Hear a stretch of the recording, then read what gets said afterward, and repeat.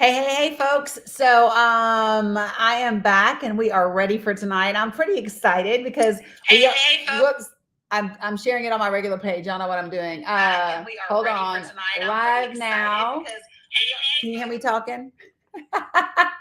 Okay, good. I'm done.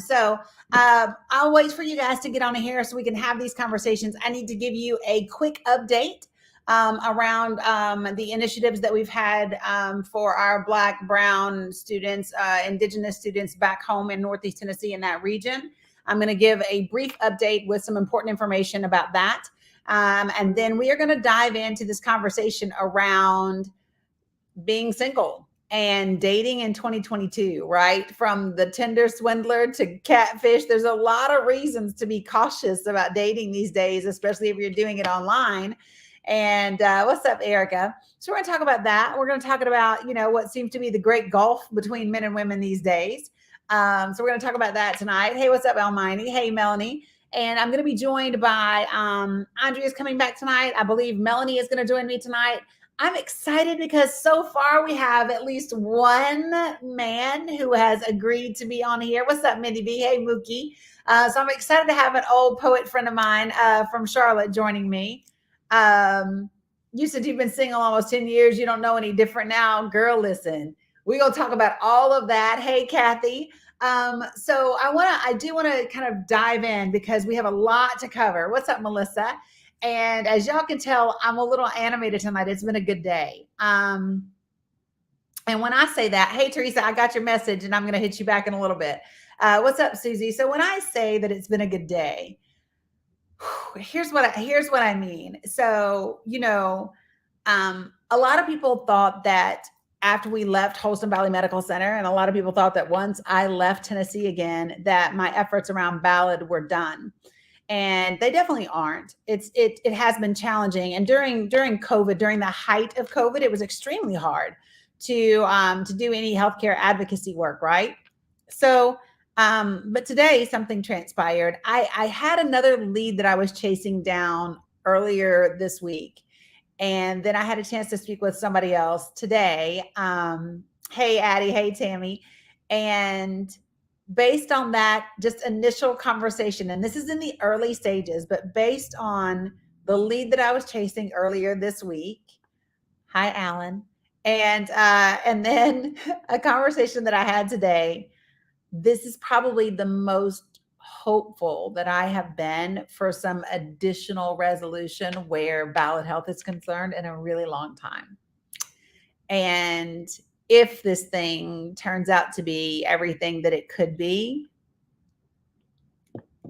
I'm going to be really excited. I'm going to be really fucking excited. So we're going to see what happens. I do want to take a second. I want to talk about the babies. We have been advocating and bringing to light some issues around our BIPOC children in Northeast Tennessee and things that are happening in the school systems. Them being racially targeted, being called monkey, being called nigger, being enticed to fight, being hit first, and then being punished when they defend themselves. We've been talking about all of those things. And I'm really happy to say today that I did speak with some individuals who feel like there may be an opportunity to really help these families from a legal perspective. And I'm very excited about that. So this is what I'm going to ask you. If you are the parent or the guardian of a Black, brown, biracial, Latinx, indigenous child in the Northeast Tennessee school systems, and your child has been, harassed, racially targeted, bullied, called all of these words, if the school system has not been adequately addressing them, if your child has been punished in a disparaging, way compared to the other white students, now is your time to speak up. We have, somewhere between 12 and 15 students that are on board, and we are going to be having a community forum next week online in which I will have a very important individual there to speak with you. So I'm telling you, if you want to do something for your children, now is the time. because I'm going to have some folks on there that are going to be able to assist you in some really great ways. I will also give you this piece of information very quickly, just so that you have it. This email address, these 2 email addresses that you see up here, those email addresses are specifically around civil rights and bullying in Tennessee school systems. You can email your complaints to them. If not, that second email address is the staff attorney for the Department of Education. If you want to send them there so that it's logged in terms of a formal complaint on this level, that's fine. If not, that's fine. Shoot me a message so that we can get you on board and take care of your babies. Next, let me just say this. You all know that I'm in the middle of putting together a legit talk show to be filmed in front of a live studio audience. We are raising funds for that. We are looking for donations as well as sponsors. If you're a business and you want to sponsor, to do that, you go to thedanicookshow.com. You go to the donate page. You can read all the information that is there. Encore Films and Encore Performances is who's putting this together. They're in charge of all the funds. There is a production cost that is there for you to see, so you can see what your funds are going to. I will tell you this, the plan is to do 2 of the first 6 episodes around ballot health with a couple of whistleblowers that I have and some other families that have been, severely affected by things. We will have another one around the racial issues that we have in the school systems, including Coach Matt Hahn is going to be coming down to Atlanta to speak with me in person. And so the idea, folks, is to amplify, to take what we've been doing online for years now and to take it to another level and amplify the voices and the advocacy and the activism work and the healing and wholeness work that we've been doing online, and being able to do it on a much bigger scale. So I will tell you this, I can't do it without you. So, please do that and support. Now let's get this thing rocking and rolling. Okay. Thank you, cuz I appreciate it, Carla. And Genevieve, so let me just say this. I have not forgotten the children in Southwest Virginia. We had some issues with the students in Gate City. So I'm not discounting you. If that's you as well, please still contact me. That region matters, whether it's Northeast Tennessee or Southwest Virginia. Okay. So I want to go back to the dating conversation. Are y'all ready? Did I give all the updates? I gave you a ballot update. I gave you the racial stuff in school update. Was there anything else I needed to give you? I don't think so, right? I think I'm okay. All right. So let's talk about this conversation that we started on Tuesday. And my guests are going to be arriving in about 6 minutes. And we're going to talk about, so I see some of you are talking about, I've been single a long time. I don't miss the drama. I've been single a long time. I don't even know what it's like to be in a relationship. And, I want to talk about why everybody has this consensus that dating is so hard nowadays. And yet we have so many different ways to date these days, right? You got everything from Tinder to Bumble to Hinge to Match to eHarmony to Christian Mingle to, I don't know, what else y'all got? There's a lot, right? There's a lot, Facebook dating. And that one just blows me away, because I'm like, who would do Facebook dating, right? But they are. And so I want to talk about what the experience is like dating. Now, on Tuesday, I had 2 other women that joined me. And tonight I get to kick it off with a male. And so I'm going to bring my friend CB. So I know CB from Charlotte, North Carolina. We first met at Wine Up when we were both heavy duty on the poetry scene, spitting poetry. And he's a dad of 2 gorgeous girls and is single. And so, it'll be interesting to get the male's opinion. I still challenge any of you men watching. I challenge one of you to get up here too. I need more than one male. Let me tell y'all what he said, though. I asked him tonight before I brought him up here. I said, I can't get any other men to get on here. And he said, well, he said, I'm going to tell you right now. He said, I was thinking as I was coming on, I hope I'm not getting set up for the okie doke. What does that mean? Welcome. Thank you for coming, first of all. But what does that mean, CB? Oh, I don't know. You just see an awful lot of conversations going on in social media, and people are very opinionated about these things, and especially when it comes to perceived differences between genders and things like that. I generally try to stay away from those type of things. I don't like things that are gender specific or trying to put people in buckets or anything like that. But Yeah. I do think that men and women have very different experiences on online dating apps. And similar in some ways, but just as far as I guess the negative experiences can be a little different. So share with me the dating apps that you personally have been on in the last little bit, and what made you try online dating? Well, I would say, I haven't been on a whole lot of like the paid ones or anything like that. I've never been on Tinder, I guess, just because in my head it's got some sort of stigma associated with it. Yeah. I was briefly on Bumble, which, as you know, is kind of, at least from my perspective, seems geared more towards women. The woman has to match first before the man can send a message or anything like that. Yeah. Found out very quickly that kind of times out. I guess it's got like a 24 or It does 48 time out. hour.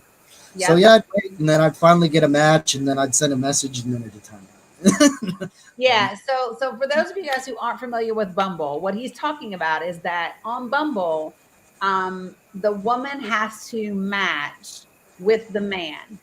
And it even after the woman swipes right and it says it's a match, the woman has to initiate the conversation on Bumble.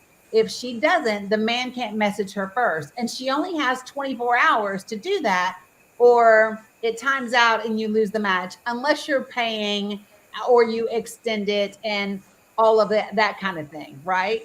So you would find out, it would time out, it would just go dead, or you would send a message and it just didn't, the communication. So have you done any other?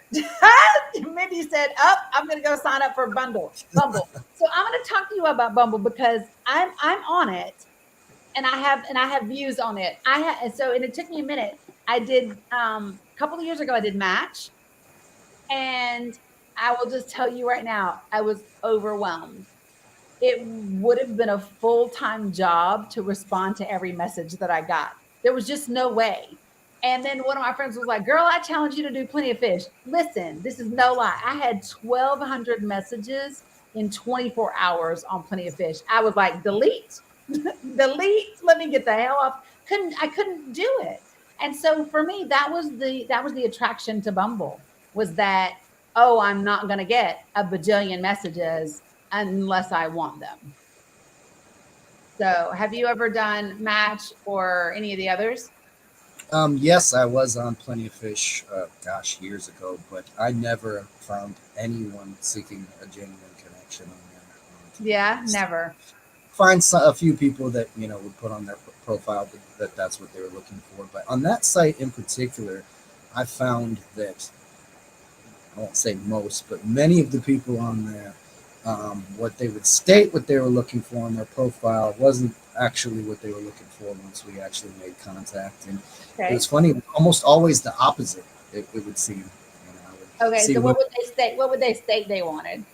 well, I mean, I'd see ones that would say, hey, absolutely no hookups, blah, blah, blah. And then as soon as we start talking, that's the first place that they go. Just kind of They want to hook up. and then it'd be the vice versa when it's the other way around. So, it's I was on there for a while. Hinge, as you and I discussed, that's the one that I found the most success with. Definitely went on the most dates off of that app. Definitely seemed to be most people that were seeking some kind of genuine connection. Yeah. On the other, So like for me, I've seen the same people on Tinder, on Bumble, and on Hinge, like the same faces, Mhm. but even their profiles might be a little different from one app to the next. And I don't really know what that's about, or why it seems to be different that way. As a Gotcha. man doing online dating, what do you think about the what do you see? Because I'm a woman, so I don't see women's. I'm a woman seeking a man, so I don't get to see all the women's profiles that are available. What are the commonalities? What are the things that you see with them, and what do you like? What do you not like in terms of those? Okay.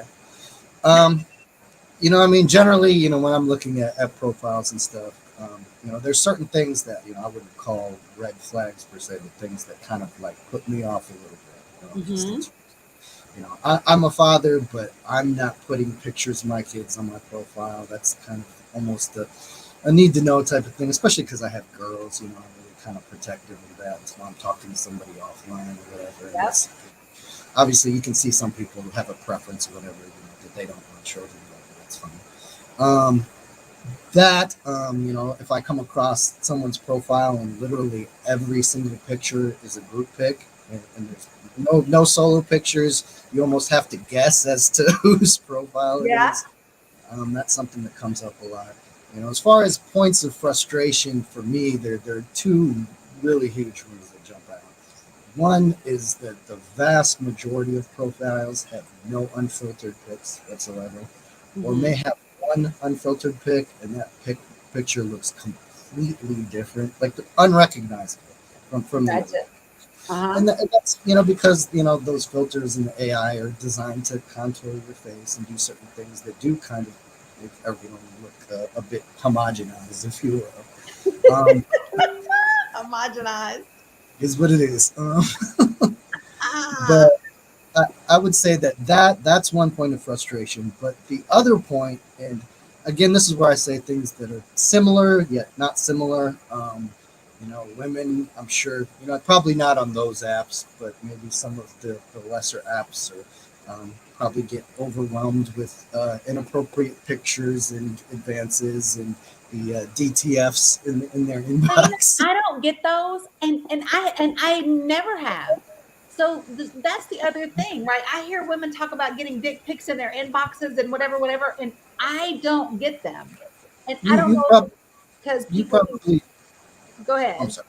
No, I was going to say you probably do a good job of establishing boundaries and commanding respect. No, and that's legit. And I've heard that from a few women, and it's generally from women who will check you pretty quick. So. Right, and I was gonna say because now, okay, so y'all have heard me joke before that I used to be crazy. CB knew me when I was crazy, so he can validate what I'm saying. That I used to be kind of crazy, and whatever, man. So, but that also came with me having no bones about eviscerating you if you came for me the wrong way. And so I think people that have been with me for a long time know that. And I think the people that have been like my followers for the last 4 years, they see a different, they see somebody who's like sleeping outside of a hospital or taking care of homeless people and whatever. So I think I think they look at me a little different than they might just a regular whatever, you know what I mean? Like it's a different approach, is what I think. I want to bring Melanie on here with us so that we can have all three of us together because I want to talk about a few things that you said. We mentioned this on Tuesday. So for those of y'all watching, Mel is one of my best friends. And so you met Andrea on Tuesday, who's also one of my best friends. And they are similar in terms of they are more open. They are more open for opportunities. They are way more friendly than I am. This is the one y'all heard me say that I have a friend that gets on me for wearing headphones every time I leave the house. This be her. And the one that tells me to get my ass out the house. This be her. So welcome, Mel, and thank you for joining me. Hey. Yes. So, and Melanie, you bring a new dynamic in here that I want to talk about because you're also you're a real estate agent and a real estate broker. So you are running your own business. You are doing your own thing. You are established on your own. How has that impacted dating for you and relationships with men? Well, I would say that initially, when someone asks, "So what do you do?" Here in Charlotte, that seems to be the thing to ask. It's like, "Hi, my name is Melanie, and what do you do?" And so I tend to kind of tone it down in the beginning. I say that I don't lie, so I'm an honest person. So I'll say I work in real estate.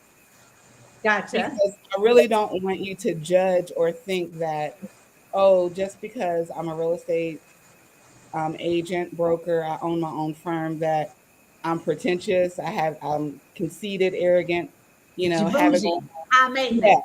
I cannot stand that label. Like, I'm definitely not bougie. So I don't want you to judge me based on what I do, So, because CD, does it matter to as a man, does it matter to you when does it matter to you what a woman does? Does that give you, do you ask that question, and based on the answer that you get, you don't ask that question? Yeah, It's, I hate that question. Um, because to me, I mean, like, of all the things that you could ask me, why do you care what I do? Right. right, Uh, especially if we just met and we've been talking for right. 5 seconds. right. Right. So that I always find interesting. But what I okay, so so imagine, Mel, you said you don't want to be judged by what you do. So imagine Mhm. what happens when a dude asks me what I do. Right. Like, oh, I don't know. Like, I just like piss off billionaires and millionaires and sleep outside of a hospital and write about my politicians, and you know what I mean? Like, it's Right. totally. And so I'm just like, I do a little bit of online journalism, and and I'm a coach. I'm a life coach. Right. Try to make, and but even that one, I don't even like telling them I'm a life coach, because there's so many labels and expectations that seem to go with that. Hmm. Um, so okay, so CB, let's say we swipe right, we've matched on an app, and what does the conversation look like from that point? Well, this is what I started to allude to before. As I was mentioning, women often lead, at least from what I hear. Again, I'm not on the other side of that, but I hear the stories about the inappropriate advances and pictures of people's junk, whatsoever. Yeah. Um, from the flip side of that, and it's unfortunate that money and sex have always been two things that are very closely tethered. So for every pic of somebody's junk that you get, I get probably 10 women in my inbox asking me to cash out them. And that's, Really? yes, yes. And many times that's the first or second thing that they say. I've seen profiles that say, cash at me to get my number. Seriously. You see both of our faces. We're just like, what? So women actually say cash at me for my number? I've seen that listed on profiles, but yes, I would say probably. I mean, and I don't want to exaggerate, so I'll try and be conservative. Maybe 6, 7 out of every 10 ask for Cash App within the first, whatever. Okay, so this goes back to something that we were talking about on Tuesday. Is I hear, especially in Atlanta, because y'all know Atlanta is Kevin said, or buy me a gift card. So, and I had somebody say that to me today on Hinge. He asked me, he said, "What are you here for?" Because he's only been on Hinge for like 3 weeks, and he said the first girl that he talked to asked him to buy her a gift card. He was like, "You ever heard anything like that?" And I was like, "I have no idea what you're talking about right now." But okay, so I need minutes for my cell phone. That's the. nobody does minutes anymore. But okay, Men, I know that's cricket, but okay, so this is one of the things that we were talking about on Tuesday. Is so Atlanta is the love and hip hop capital of the country, right?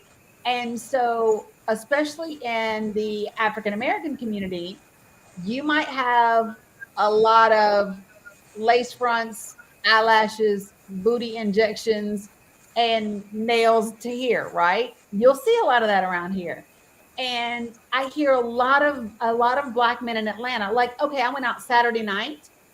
I had women and men going, "Oh my God, I love your haircut. Oh my God, I love your hair." A guy said to me, "Oh my God, you're so brave to wear your hair." And I was like, "What you mean brave to wear my hair? It's my hair." But I hear all the time, mhm. everybody has everything that's fake. But here's my thing about that. The women that have all the fakeness going on, those are the women that I see the most men with. So I don't get it. I don't get, they complain about there being so much fake about those women, but those are the women that they're with. And I almost feel like the reason why is because it's transactional. It's easier that way. So nobody has to be vulnerable. Nobody has to be authentic. If you're willing to cash at me for some of my time, then I'm willing to talk to you, whatever. And then people just can keep it pushing, and nobody has to actually do the work to be in a relationship. Thoughts? Come on, speak on it. I think that I of course I get that a lot. Um, my hair. Oh, I love your hair. I love your hair. Thank you.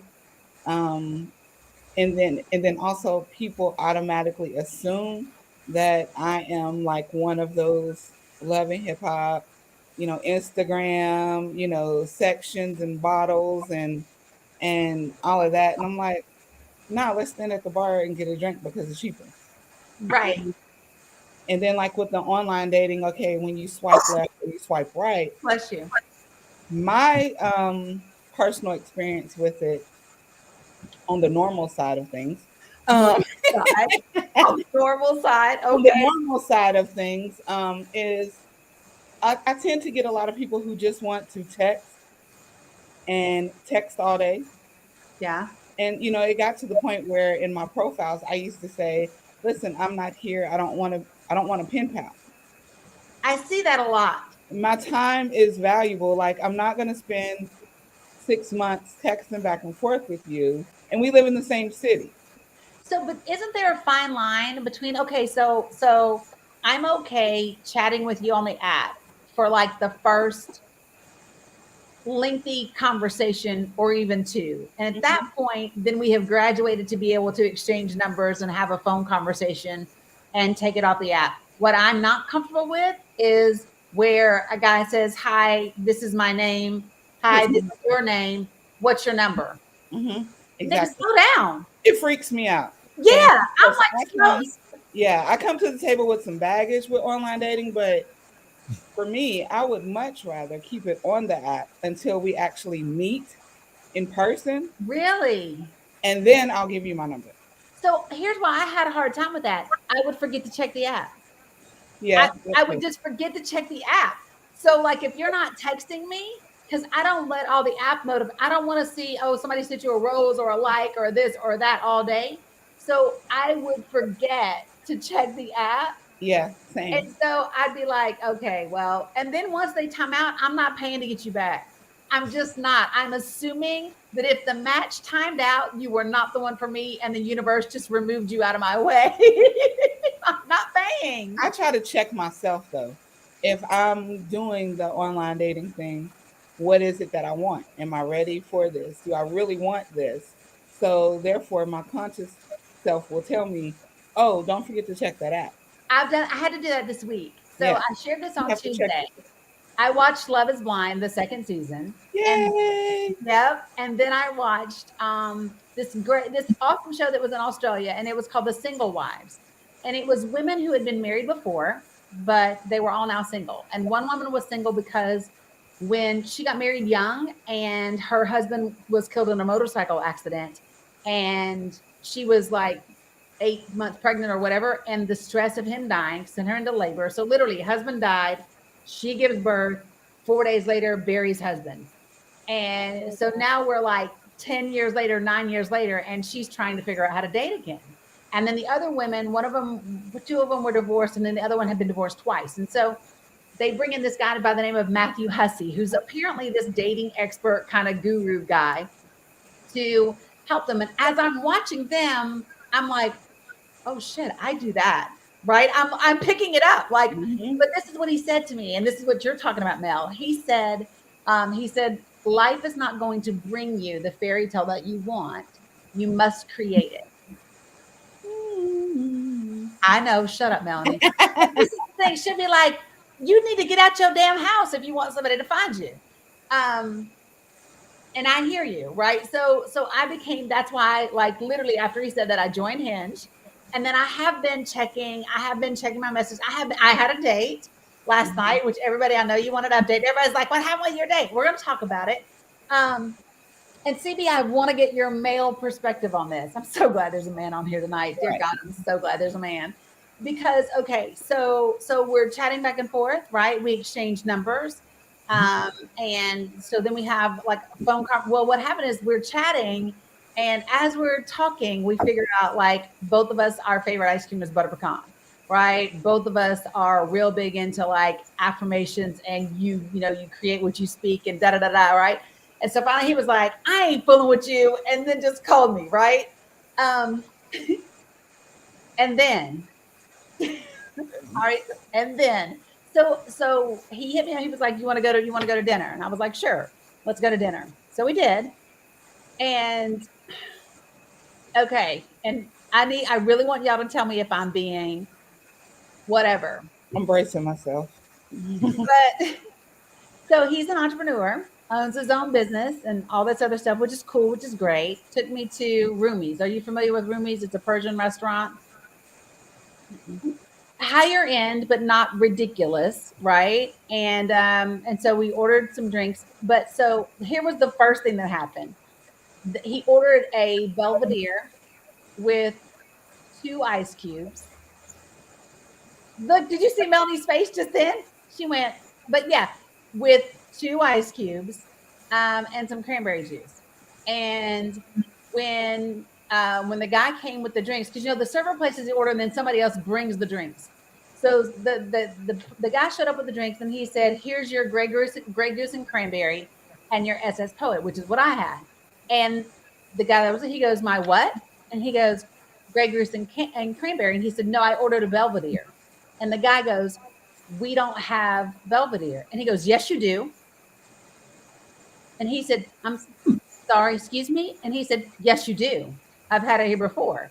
Now, let me say this. He is from New York. So he's a little abrupt, right? And Casey said, "Who orders 2 ice cubes?" I just was like, okay.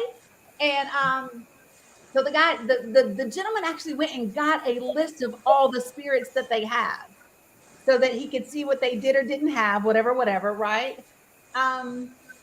The evening goes by and he's sharing with me lots of stories. See, so many of y'all are already saying nah in the 1 second. But let's right there with the Belvedere with 2 ice cubes and a splash of cranberry and an order of Grey Poupon, please. Okay, right. So what is the double standard? What if you, if as I a had been, Black woman, would have acted in that way in that restaurant on a first date? so He would have said, "See, that's why I don't like dating now," see, and and would have so wrote a book about it on Facebook or Twitter, and then to get that's a great point. That's a great point because I hear men talk about, oh, well, she's so bougie. She just had to order this and she just had to order that. So, CB, male perspective on just that first piece. Well, I mean, as far as the reverse scenario that you suggested there, I mean, that's just par for the course for me. I mean, it's always some weird complex, like ordering something that isn't on the menu that we're gonna put together like a Lego castle or something. It's as far as like how, yeah, I get it. Like that would be off-putting to me too. Okay. Just from flag. I just not from the order, but I guess just the way that he handled it, the way that And he that was responded, my the thing. commanding nature, and So, and I tried to give him a little bit of grace because, like, he is from New York. I think like I've seen him do like nice things. Like earlier, we were on the phone, and he was trying to get a homeless guy's attention to give him $10. But that's what he told me. He was like, I was trying to give this homeless guy $10, but he didn't see me. And I don't know whether that was just like a casual mention or if it was a mention for me to know. See, Stevie, you just laughed again. So here's It was for I you won't to talk know. about I won't talk about the rest of the I won't talk about the rest of the conversation, but here was the part that I literally was like, so we get the girl, the server, sweet girl, says, he calls her over and says, I'm ready. And he opens his wallet and she says, oh, well, you would like for me to bring your ticket. And he says, no, just stay here. I'm giving you my card. So instead of letting her bring the tab over, he gave her the card and she had to go back and get it. And anyway, she comes back after she's run the card and whatever. And this is legit how the tip went. So Tootie, that's what I said too. Tootie said, sounds like he's trying very hard to impress me. Because here's what transpired. He leans back and he's like he's doing addition or whatever. And he asks the server what her birthday is. And she said, May 25th. Well, she says May. And he says, what date? And she says 25. And I'm like, hey, I'm the 12th. Just like I was like, May girl, right? Because I'm just trying to lighten things up. And then And then he says, okay, so do this for me. He says, so take your birth date, like the number 25, take your birth date, multiply that by 5, take away 4, add 1, whatever. And I was like, what are we doing, right? So I pull out my phone and I pull out my damn calculator because I'm like, what the fuck? Because she's like going, wait, you want me to do what? And he was like, take your birthday, multiply it times 5, divide this, do that. And the number that I came up with was 97. And he goes, no, it's 100. And I was like, no, let me tell you what you just said. So I did it again. But it was all of that to give her $100 tip in front of me. It was all of that. That was so disrespectful. To give the tip. And to me, I'm thinking, God, if I were her, that great display would have been uncomfortable. It's like he wanted her to do the jig and shuck and jive and say, "Ooh, thank you, thank you, thank you," and "Oh my God," and go and make a post about getting $100 tip and share the thing, and just to stroke his own egotistical bullshit. So that happened. And then Like everybody goes, that's just too much. I don't like him. I don't like him. But here I am. I'm going, okay, so maybe he's just really trying really hard. That's who he is. Too hard. It's in his soul. No, that's his. That's his spirit. And Melanie is my soulmate right now. Next. So then here was the other piece of it for me. Today we're having a conversation. She said, and CB is my other soulmate. And so today we're chatting and Casey said, Dani, I'm going to have to remind you of your own words here. When someone shows you who they are, believe them. Bam. There you go. And okay, and I get that, right? And here's the thing, right? I am attempting to be widening my net, right? So just because they don't look like what I normally would be attracted to, I've swiped right on attractive, but not normally my type. Okay. I've swiped right on, Melanie said he's peacocking. Right. And right, Kevin, that was my thing. I didn't like that display for her.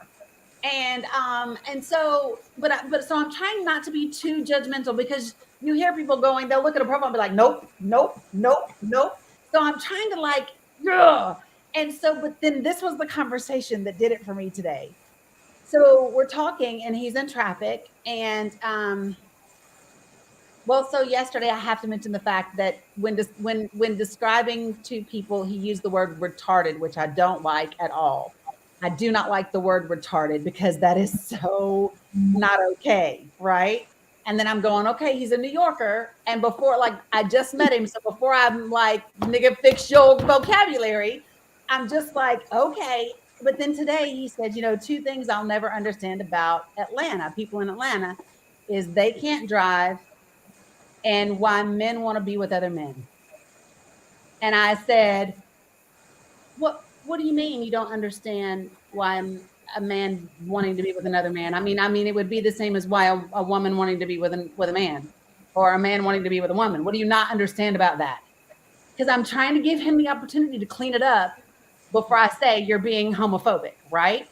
And he was like, well, I don't mean that I don't understand. I'm just saying those are the 2 things I don't understand. Well, no, you're literally saying you don't understand. And I said, so you do understand that the comment that you just made is homophobic? And he goes, I'm not homophobic. And I said, and now you sound like all the white people that said I'm not racist. And I said, so listen. He was like, I'm not homophobic. I have gay friends. And I said, and now you sound like white people that be like, I'm not racist. I have white friends. He should have stopped right there and said, you know what? Like, you're exactly right. I'm working on that, or I'm trying to get over that. But it just, this was a 10, 12-minute conversation where I literally had to say, no. I said, listen to me. You are talking about, when you talk about people not being able to drive, that's all inclusive of everyone. Everybody. Stop. I said, but the only segment you picked out was a man wanting to be with another man. I said, and that is a negative connotation, which means it's a negative prejudice, which makes it a homophobic statement. And I said, now I'm not saying you're like, okay, fuck all gay people, I hate them. But what I am saying is you have a negative bias when it comes to gay men. And that is what drove that statement. And I said, and what would have been appropriate for you to do when I said that would to be like to stop and go, huh? Because what I said to him was when he said, I have gay friends, I said, well, why don't you ask them what they think about your statement? I said, do you know gay people? Go ask them what they think about what you said. Go ask them. I said, because I have a lot of gay friends. I'm going to tell you right now. And then I said, because he said, you're just taking this way too far. And I said, no, I'm not.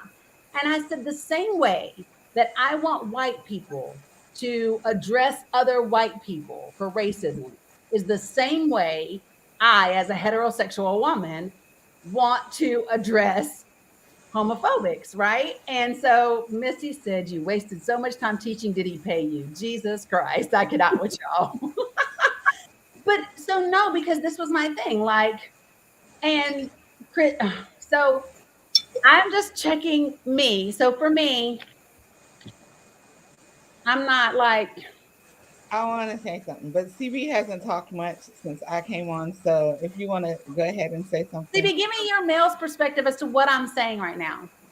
I mean, you're all over it. I don't know if there's really anything else to add. That was incredibly homophobic comments. You're right about, just really all of that. I mean, I don't have much to add. That was perfect. Casey said, send him an invoice. And that's the thing. So like, when I think about, I don't think wanting someone to not be homophobic or to wanting to someone like, I get sometimes trying to impress a girl. I have another element to this. But I don't like showboating in front of the server in that way, because to me, as if she's supposed to be uber grateful. Right. So no, she's right. She had her jumping through hoops to get it. Right. Right. So you know how we talked about before. So kind of like the question that I do not like being asked once I got put on game. Because at first I'm so free and open, it'd be like, so what are you looking for? When it's asked me, and I'm like, oh, blah, blah, blah, blah, blah. But that's just giving the guy the blueprint for his representative, right? Right? Nice. So, okay. It's the same type thing. So, you're being open, you're conversing. He's saying, so what do you do? What do you like? He's gauging your personality. And he's judging you so that his representative can bring to you everything that he has assumed, because he's made assumptions you are and you like, right? Yeah. So let's go back. In traffic. Oh, I wanted to give this homeless guy $1 million and da-da-da-da-da. Don't know where he is, right? And then in the back of his mind, he's like, did I get some points? Did I get some points? Well, because the conversation we had before that was about free hugs and love in Charlotte and the homelessness. I know. So he's on it. So he's like, okay, so let's go to dinner. He's going to dinner. He's looking at you. He's thinking that you're bougie. And, because I'm sure he asked, so where do you live? Well, so this was the thing. So this was the other part. He asked where I live, and I said Midtown. Right. So there you go. He tells me where he lives. Listen, he tells me where he lives, but he actually gives me the street intersections, which is legit a block from me. Okay. And so then I'm just like, because then when he says it, and he says where in Midtown, and he gives me his street intersection, and me, Mel, I'm not trying to tell you where I live. So I gave him a few block radius. Mm-hmm. So that's what he did. That's what he did. So now he's automatically assuming who you are based on the things that you've told him. So he's in dinner and he's acting like an ass, right? So then the next day, he's still assuming, because he is a black man. Oh, wait, was he black? He is. Okay. So he's a black man living in Atlanta, and we all know the stereotype of what black men in Atlanta is. So he's thinking he's overcoming objections before it's an objection, because he's pretentious and makes assumptions. He's thinking that you do. So therefore, he has completely made an ass of himself, and he really may be a cool guy. However, we're not here for that. Right. I'm not here. And this was my thing, is that number one, I was not physically attracted, right? Mm-hmm. Just wasn't. I can appreciate his accomplishments and the things, because Like at one point in time, he was homeless. At one point in time, he'd been through other things and whatever, right? Cool, got it, great. But, right. So, what bothered me about a lot of the conversation was about things that he'd done for other people and how he was upset about what he did or didn't get in return. He's a narcissist. Let's go to the next one. Next. You're asking questions you already know the answer to. But here's the thing. This is what we come across. They are walking amongst us. But listen at the gaslighting that took place today. It was, you're just taking this too far. You're just taking this, you're making this more than what it is. Like literally, that was the conversation that was being said to me, and I'm thinking, no, I just have time today to address it, and I want I have time today. I know I do have great friends. Mindy was like, you have the best. So Mel and I talk a lot because she knows I don't date a lot. I tend to give people a lot of room because I try not to assume the worst, and I don't want to. I guess because you hear women being put down so much for expecting too much that I damn near almost expect nothing. Or just not engaged, period. Right. And so now I'm at the point where I said this the other day. It is not about, so let's just say we're out. Like I was out Saturday night and I had turned down this guy for buying me a couple of drinks, which remind me to come back to the send me some pictures thing. I hate that to see CB's laughing because like a dude that I met this weekend asked me a few days ago, do I have IG? Now keep in mind, you met me in real life. You have my real fucking phone number. And I'm grown. Why are you asking for my social media? Because now you might as well just be a follower on social media and not somebody who knows me in real life. You just put yourself in the cat. You might as well just be a groupie and just be over here, right? Because you already have direct access to me. Mm-hmm. And then today what I got was, hey, send me a picture. 5 pictures sent to me of him. Unsolicited. And he said, send me one. Said, can you please send me some pictures of you? Well, number one, I didn't ask for 5 pictures of you. I know what the fuck you look like. I just met you Saturday. And my next question is, what did you do? You forgot what I look like? Is that what it is? Girl, I ain't even text back. You know me. I'll just be like, Ghost, Casper. My name is now Casper. I don't have anything to say. And that's what happened. So CB, tell me what that is. Okay, so I get that. Now I get it from people who do follow me on social media. Send me some pictures. You follow me like how you have all my pictures on social media, right? So why are you gonna ask me to send you one? Because you want to feel special. You want one that everybody else don't see? Or send me one that's not on Facebook. Right. I think that's fishing for nudes. I think that's what that is. You think that's honestly, it? The only time I ever would ask for a picture is the scenario that I mentioned before, where you've got either you've got one pic or you've got 10 pics and they're all heavily filtered, and I still have no idea what you look like because of that. Right.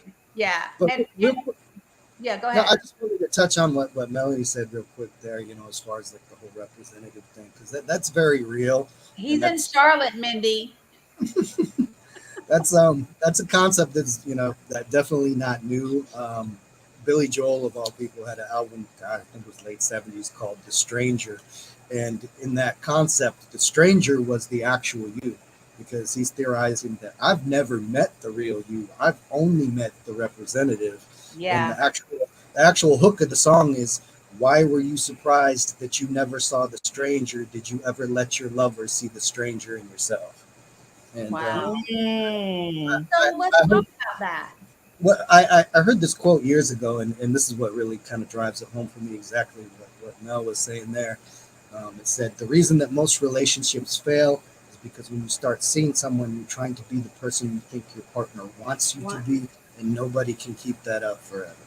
No, it's the same thing. So I was talking about on Tuesday. Have you read The Mastery of Love by Miguel Ruiz? So he talks about 2 things in this book, and it's a fantastic book. He talks about one is this concept of the magic kitchen. He said, so imagine that you have this magic kitchen in your house, And anytime you want something to eat, you can walk into your magic kitchen and you can get whatever food you want fixed exactly the way you want to, like the best specifications, right? And then you can eat. But you don't know your kitchen is magic. All you know is you have a kitchen with no groceries and nothing works. And then there's a knock on the door, and it's a delivery person with some raggedy ass pizza, just regular old fast food pizza. But you're hungry and you don't know you have a magic kitchen. And the person says, "I'll give you this pizza if you love me the way I want you to love me, if you talk to me the way I want you to talk to me, if you, see me the way I want you to see me." And you're hungry, so you take the pizza, right? Contingent upon doing those things. And they say, "I'm going to come back every day at the same time and bring you this pizza as long as you do those things." So what happens if a few days later it's that time and the pizza's not there? Then you're like, "Oh my gosh, am I not going to get the pizza? Did I not love him right? Did I not say the right thing? Did I not do the right thing?" Right? Mm-hmm. Because, and it's that way with love. Each of us has a magic kitchen that can create the self love that we need exactly the way we want it, but we don't know. So we are settling for fast food fucking love, right? That is conditional instead of cooking it up in our own kitchen. So that's the first thing he talks about. And then the second thing he talks about is what you were talking about, CB, is he said, "Have you ever been dating someone and it's going great, like you couldn't be happier, and then one person says to the other person, 'You make me so happy, I don't know what I'd do without you.' And then after that it falls to shit, and it's because under the weight of making you happy, Mm.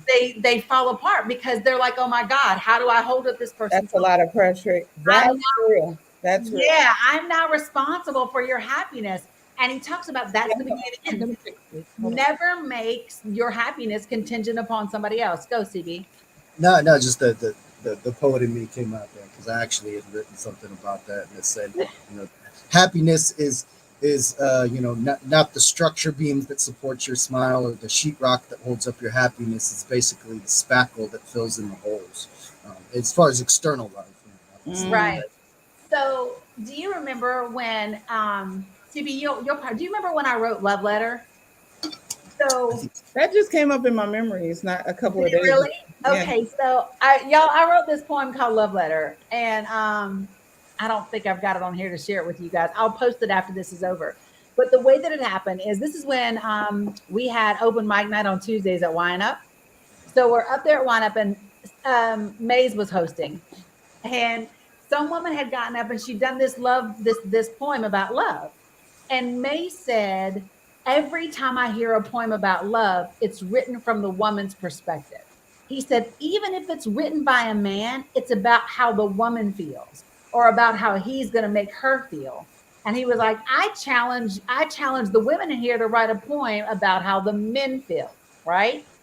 And y'all know me, I was like, because me and Maze, I was like, "Bet, I got you, right? I'm on it."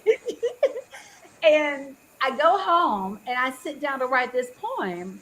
And I'm like, "Okay, so let's write a poem about how a man feels about love or being in love or whatever." And I was like, "Well, shit, I don't know how they feel because they don't tell us, right?" I literally was like, so here's what I did. I called 5 of my male friends, and they had to be 5 male friends that I'd never had sex with, because once you have sex with them, they'll lie to you. So I needed to I needed to ask 5 male friends that I trusted. And they all said the same things. They all said that men wanted to feel safe, that they wanted to feel secure, that they wanted to feel appreciated. And that is what made me write Love Letter, because in that moment, what I realized is men want, from an emotional standpoint, exactly what we want. Mm-hmm. We all want the same thing. So why does it seem so hard for us to get it? Mindy, did you just go look up Love Letter, girl? Is that my damn poem you just showed? I think she put my YouTube on there. She said, "I got you." I love it. Yeah. Um, but so I mean, so CB, as a man, what makes you feel vulnerable? What makes you feel safe in a relationship? Well, it's interesting that you mentioned that because I actually posted something a couple of weeks ago that just succinctly said, men want consistency too. Because, that's the thing that I always see. Women say, hey, I just want consistency. And somebody, a woman came on there and posted, well, what does that mean to a man? And my response was, well, what does it mean to you? Because whatever it means to you, it's likely the same thing. Mm-hmm. Right. You're hitting it on the head. Yeah, I mean, and I tried to put it and said, look, in the simplest terms, being there. That's it. Yep. Somebody who's going to be there to listen, be there. It's tough as a man because there's so many expectations as far as what you're supposed to be, that you're not supposed to be vulnerable, that if you are vulnerable, it's a sign of weakness, things of that nature. And I've certainly, dealt with individuals who, looked at that as a negative, or thought that that's not something that a man should do. So, I mean, I don't know. It's just about navigating those things and I guess trying to find the right person. But there are a lot of stigmas and stereotypes out there that kind of reinforce those things. I've heard men say this to me. I've heard men say to me that women will say, I want to see your emotions. I want to see you vulnerable. And then the minute they see a man ugly cry, they don't know what to do with it. Like they don't like I've literally had men say she didn't know what to do and like it just ruined everything because I gave her like I let her in and then Mm-hmm. it ruined it. Mm-hmm. And I think that that's something that we've created as a society where we tell men don't show your emotions, stuff them down. Or do y'all remember the little viral video of the little black boy who went to get the shot and he was crying and his daddy's going, "You got this, you got this," and he's teaching the child to channel his hurt and his pain into anger And fear. and fear, right? His fear. And so every emotion, hurt, fear, and pain, that daddy was teaching that boy to channel into anger as if anger is the male equivalent for strength. Right. Right. That really bothers me because we've created a society that I don't think dating is hard. I think being vulnerable is hard. I think being authentic is hard. And I will tell you probably where one of my greatest shortcomings is because I do so much advocacy and holding space for people, right? I give people way too much grace and get very little. So like I had to. So when I broke up with this last relationship that I was in, Melanie knows I dated him on and off for almost 3 years. I had to sit down and have a come to Jesus moment because in 3 years he'd never gotten me a single thing. Not a card, not flowers, nothing in 3 years. Mm-hmm. And he'd gotten quite a bit from me. And I had to quit talking to him the other day because he was trying to gaslight me. And this was the thing. I said, "Do you understand how it feels for me to have done this thing for you, this thing, yeah, almighty French fry, this thing, and have gotten nothing in return?" And this is what he said. "Well, that hurts my feelings for you to say that." I said, "Well, it fucking hurt my feelings to live it, nigga. Right. Like, I'm Right. not trying to hear that. Like, do you understand the narcissism behind that? That I'm sharing with you how something was devastating for 3 years. And your response is how I'm making you feel by telling you about what you did not do." And So I'm talking, go let's ahead. let's look at that situation. So, as CB was talking, it kind of rang true to me because I'm an ongoing work in progress, right? As soon as I realize something new about me, I'm like, oh Lord, I didn't realize that I'm on it. It's like, oh no, I gotta fix that. I thought I was good, but I'm not. So this is a new thing. So what I've learned is all of us, women and men, are just human beings who has been through shit, who has built up these things, right? These things that make us us. At the end of the day, it's the same traumas, it's the same experiences. It's just how we have dealt with them, right?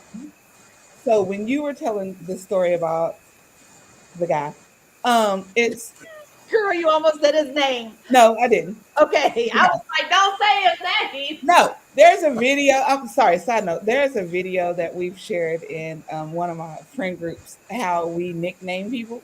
Mm-hmm. We never call them by their name. We give them nicknames. I don't know why women do it, but we do it. There you go, CB. So listen, more than likely to any Somebody's finding some weird name. All right. yeah, yeah. So some lady is talking to her friends and not calling you by your name. You know, I went to go see Pancake the other day. Oh, God. Yeah. So side note. But so when you were telling that story, it what I heard was it's an experience of someone who is working and healing on themselves for themselves, and someone who is refusing not to. So Yeah. here you are, you're being vulnerable to him. Mm-hmm. The light bulb came on, and I don't care how many gripes and concerns you've had in the past.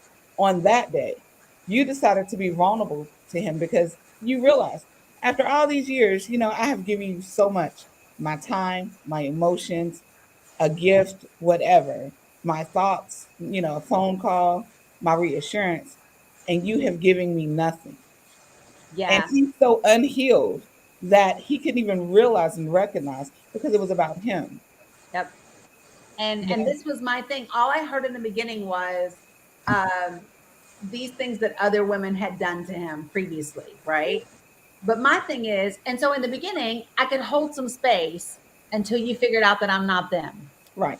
But if after 1 year, 2 years, 3 years, you are still I stuck don't in get the it. same Right. place, and I've never done anything that any of those other people have happened, and because of me, you now have the business that you have, and because of me, you now have this thing that you have, and because of me, you now have this thing that you have. Listen, I wish you well. Like, go ahead and do what you got to do. And so, like, for me, I can literally say I'm not. I don't feel any hatred or whatever because I'm just not at that. I just don't want to do that anymore. I don't Yeah. hold bitterness. I don't hold whatever. It just is what it is. You go your way, I go my way. But what it has caused me to do, and I think, you got to find the goodness in the journey or the lessons, right? That's right. I think for me, what has shifted for me is I'm not going to ask you to cash at me for my number. However, I am going to expect the energy to be reciprocated. And if you are not contributing to me, then I'm not staying anymore. Um, I don't want to coach the man that I'm with. I Mm-hmm. don't want to. I don't want to be the one doing all the emotional labor and all the heavy lifting. And so I want to be able to know a red flag for a red flag, right? To be understanding and compassionate of people. So here's the thing, I want to see you doing your work. If you are not doing your work, then I'm not holding space. But if you are doing your work, I then can give grace. I can give grace.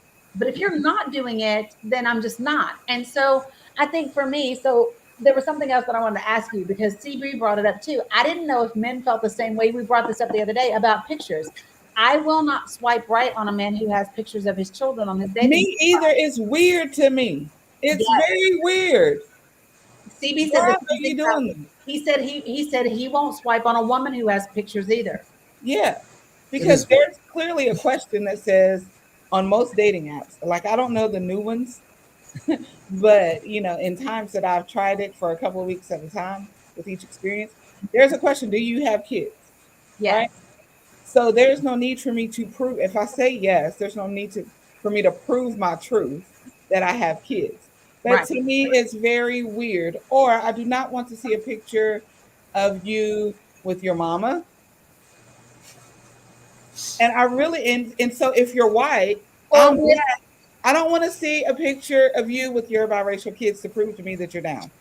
Well, okay, and the other thing is I don't want to see you with okay, so this is the other thing. If the only pictures you have are of the car you drive, the watch you wear, the view from your place, and the shoes you have on your feet, right? Hmm. number one, don't complain about always attracting women who want money, because all you are showing them, to It's me, money. what that says is you think that those things are your value.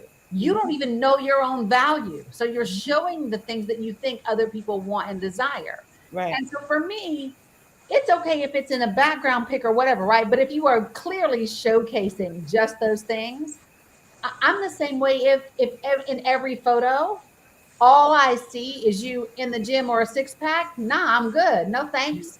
Because you still, or if you have no bio and just all these pictures because you think you cute, bye, boy, Yeah. bye. If all you Or show or all group pictures. or all group pictures. You're always with a group. The other one is, I don't want any drama. If you have to say that to me, it tells me you are drama. Yes. Yes.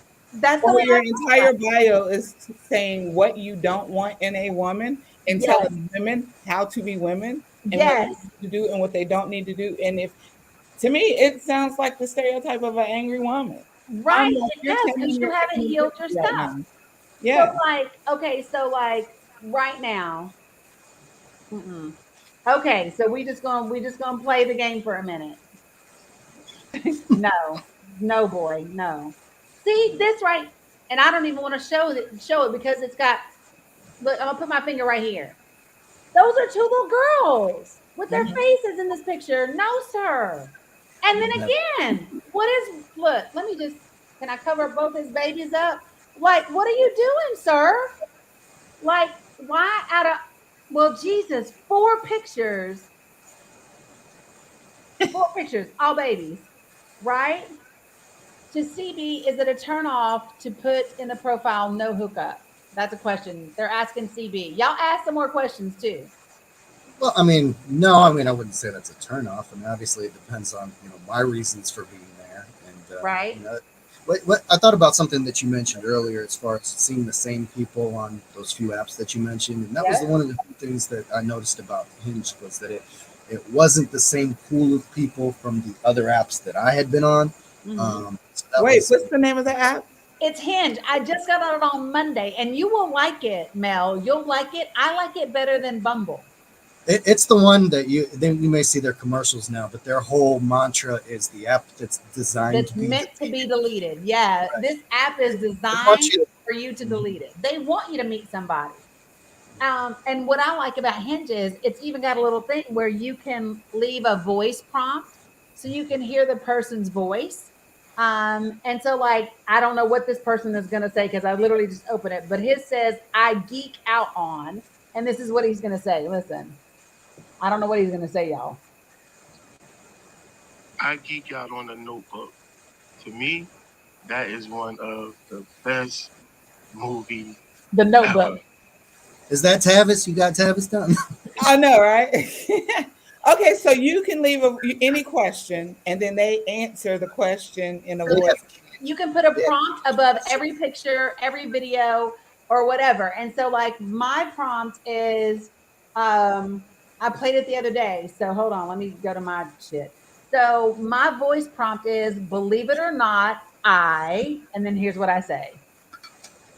So, believe it or not, I love to lift weights, work out, hike, definitely love music, and I bake and crochet and am completely secure in both my feminine and masculine energies. So that's my voice prompt, right? It's the giggle for me. It's yeah. Because I had to laugh at myself. Can we get a round of applause? So, and then you can do a video. So I love music. I love African music, right? And so DeVito is one of my favorite people. So like one of my videos, this is my little video, and it's Lala, right?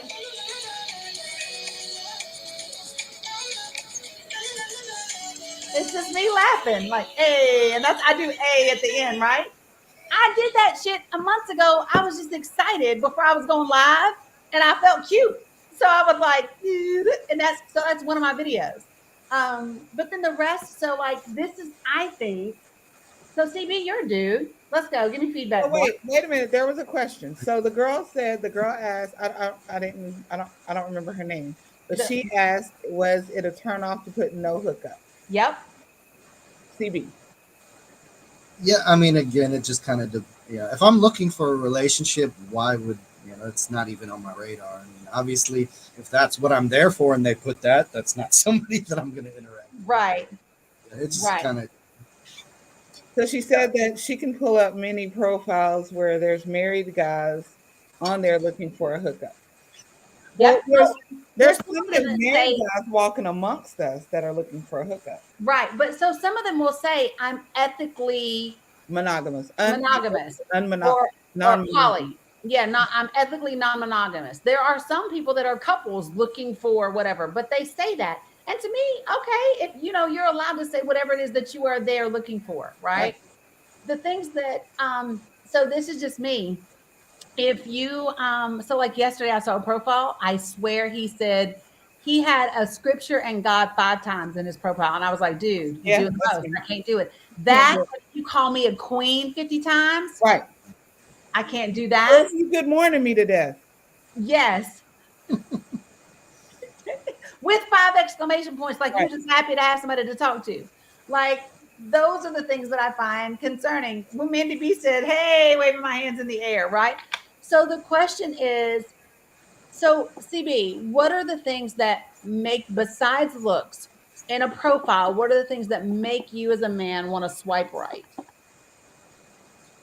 um, it's tough, especially on Hinge, as you mentioned that you do have the voice prompt and thing. That's actually a newer feature, I think.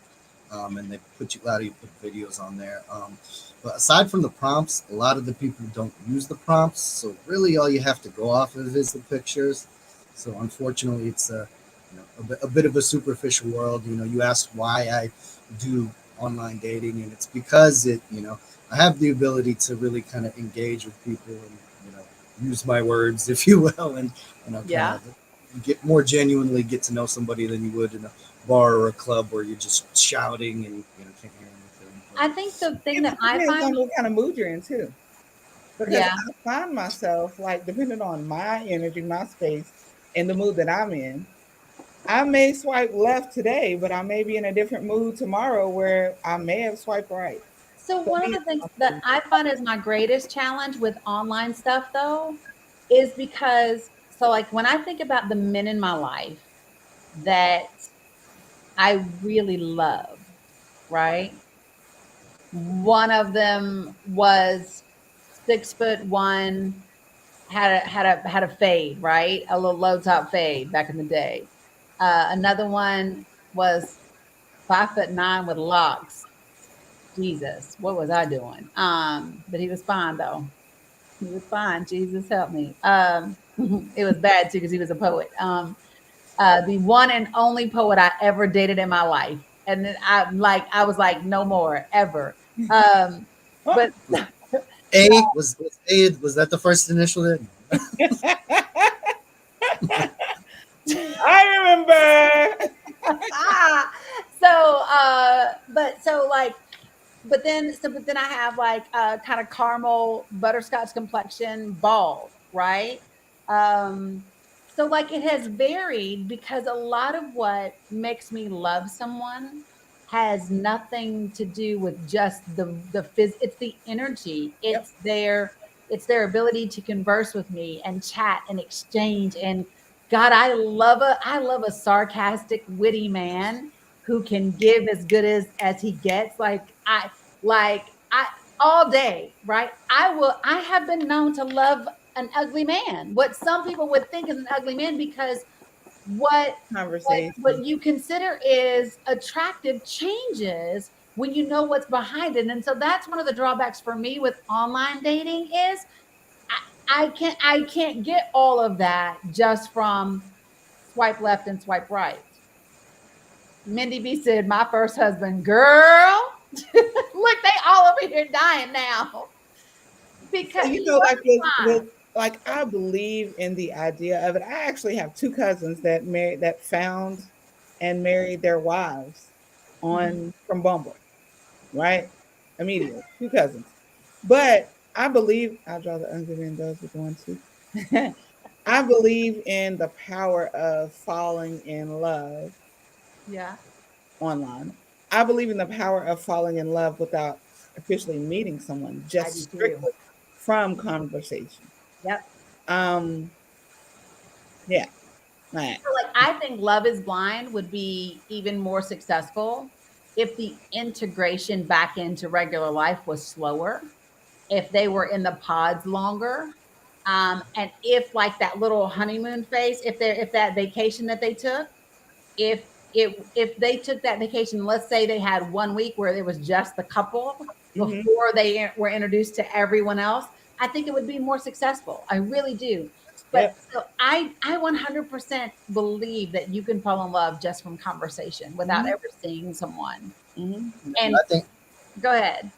No, I was just gonna say, I think that's exactly right. I mean, honestly, the most genuine relationship that I ever had was with somebody who, had lived here in Charlotte and had seen me perform, but by the time that we came in contact, it moved like halfway across the country. And it was like somebody that if I had met her in a bar or something, I wouldn't have approached her, but we just started talking and the conversation grew. And it was somebody that, initially I probably wasn't physically attracted to, but, by the time the relationship grew, she was, the most beautiful person in the world to me. So, Mhm. Yeah. Yeah. really And agree. like that, I think is, and so I think Mindy said she got her now ex husband deported. He's back in England. I cannot. But okay, so how do we? So No, Samantha, let me tell you about Charlotte dating. You know, it's it. oh, see, she said we need to move to Charlotte. I used to live in Charlotte, and I don't anymore. I'll tell you what was what. Okay, so even when I was in Charlotte, y'all know I was on Power 98 a lot, right? I could just call in and no limit and da da da da da. You remember when I was dating Jason, and we You said a name. We're not saying names. right? I didn't say a name. You got comfortable. I did get real comfortable. Just sit down. I got real comfortable. Well, but you remember, like I could be out and about, and people would be like, "That's Danny the poet." That's you know what I mean. And it makes it. I think it makes it more challenging to date because people already have an expectation of who you are. Like right Even when people don't know, people do not know me. I don't think. Sometimes people do. I don't know, but dating is hard. Period. Dating in Charlotte is very hard, especially now. What I didn't see the comment. What was it? now, there's a few of them. Don't date Jason's or Steve's. And then you've been comfortable with that name before, by the way. I'm just Y'all keep her straight. Take the hood off because that's giving me flashbacks. okay. Okay. Okay, but dating is hard. Period. But in my opinion, dating in Charlotte is extremely hard. Um, like I go out and very rarely do I get approached by a man. But that okay, so that used to be me a whole lot. And even now, I only get approached like, okay, so here's the thing. Usually the dudes that are brave enough to approach me, they just it's not really courage, it's just stupidity because they don't know that they shouldn't. Right, Right? right. Like they just don't know. I'm 5'7" and I have heels on. Like, yeah, I'm not judging anybody short, but No, you know that's my motto about Charlotte. I think there's a secret Facebook group out there for short men, and there's like they're telling everyone to say, "Hey, we're winning in Charlotte. Come and join." So what were you gonna say, CB?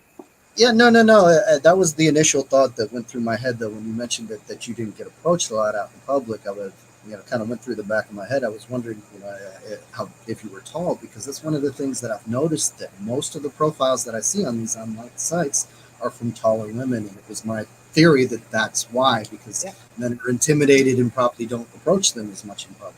So that's I right. usually I'm see not 5'8" and up. tall. I'm 5'6.5", right? Mhm. So even with heels on, I'm like 5'9.5", like 5'10", but you can clearly see I have heels on. Um, but I don't really know. And I'll tell you this, I hate I don't like why are you single? Oh, Nigga, why are you single? Like, you why know what I are tell you guys? I tell guys I'm single when they say, "So why are you single?" As if there's something wrong with me. I tell them that because I cut men's heads off and hide in my basement. And they're like, what? I'm like, Samantha said, exactly. I'm Why are you barely asking? 5'2", so I'm just screwed. No, you have an open canvas. Yeah. And so Kevin says, let's explore why.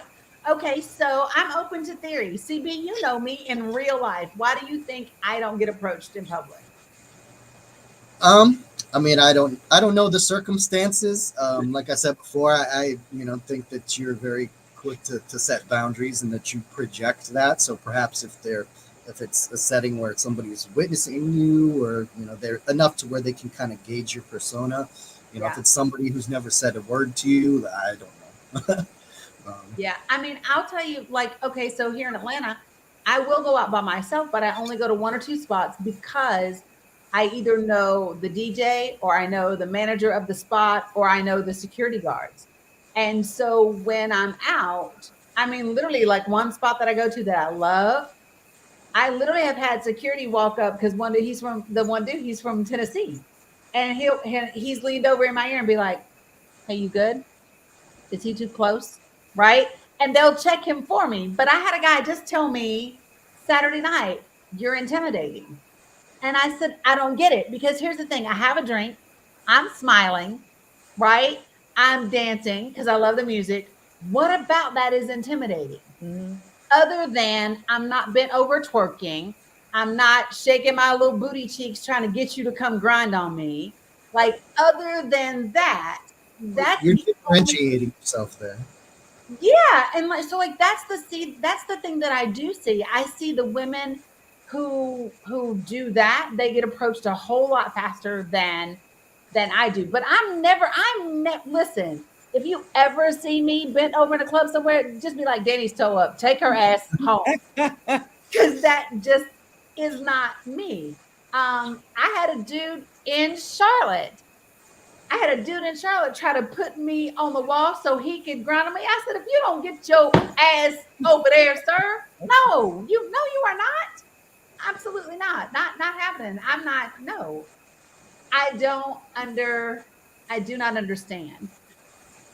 Um okay, so I get this too. Who said this? This one, Missy, she said, one of my guy friends thought I had men knocking down my door. I have guys tell me they think, oh, you must have a bajillion guys in your inbox. You must have a bajillion, but I don't. You so don't.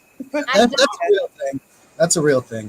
That I think guys tend to, I guess, Assume. themselves. Yeah. Oh, she's out of my league, or like just immediately jump to that conclusion, or like I said, figure I'm one of 10,000 in her inbox, that type of thing. So. Right. But here's my thing. So, like, this is my thing. Shoot your damn shot and let me determine if I'm out of your league. My ex, he used to say this all the time. Like when we first finally met for our first date, he said that he was on the phone when he pulled up. He was on the phone with his friend, and he was like, "Oh shit, I overshot or outshot my coverage or something like that." Mm-hmm. And I was like, "Why did you think that? Why did you think that?" Right. Mel, I don't get it. I don't understand. I I've don't. had I've had a guy tell me that I have too much masculine energy. And I said, "You mean because I'm willing to stand up for myself? I'm willing to say no, that's not okay. I'm willing to, like, I had a dude after one date, CV, after one lunch date, call and on the phone with me, and my grandbabies were here. Talk about, did you tell the grandbabies they're gonna have a papaw soon? Nigga, no, absolutely not. No. That's Um, hardly inappropriate. yeah, and then called me and said, I'm gonna come I'm by going to get your a refill. I'll be right back. go ahead, girl. I'm gonna come by your place late Oh, tonight. that kind of party. Yeah, look, you're not coming by my house late tonight. No, you're not. You were not invited. You know what I mean?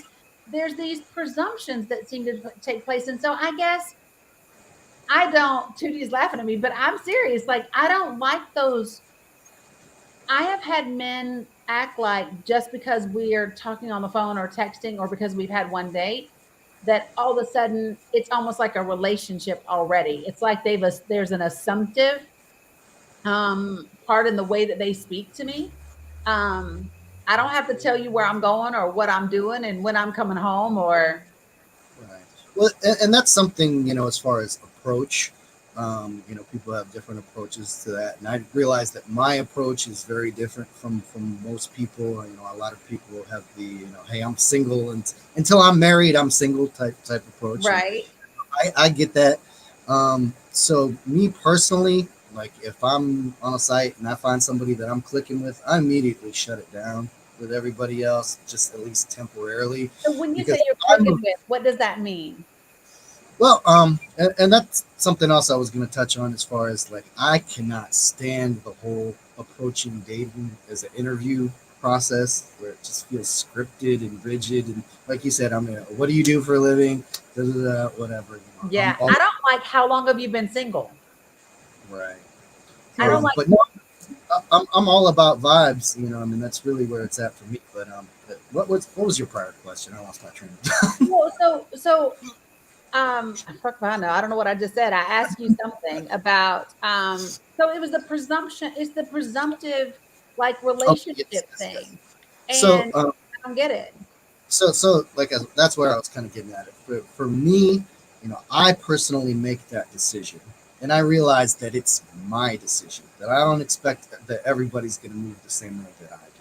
So Right. me personally, I feel like love is something that you can't half-ass. And if I'm trying to move in too many directions at once, I'm deluding myself. So I will almost kind of, approach it, almost in that sort of way. I guess not to that extent as far as expectations and things, but Yeah. I hear the I literally have had a guy ask me like the next day. So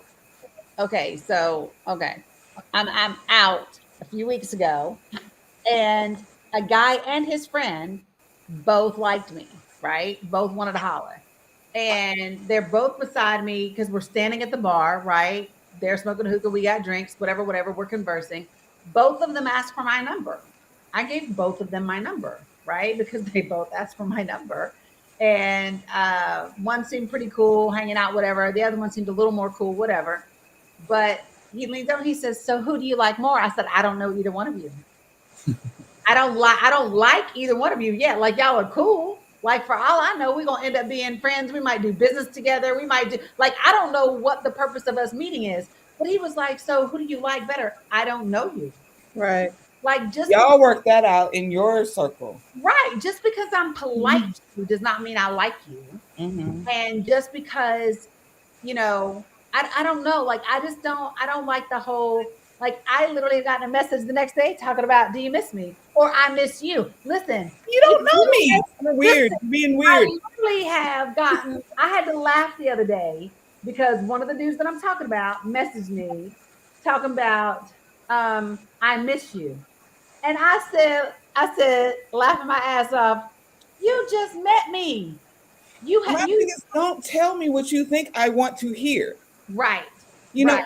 do not, I want you to be real because you think that you're being cute by saying, I miss you. Or "Good morning, beautiful." Right. Stop thinking that's what I want to hear because I'm secretly saying that, sorry, my dog just ran in here.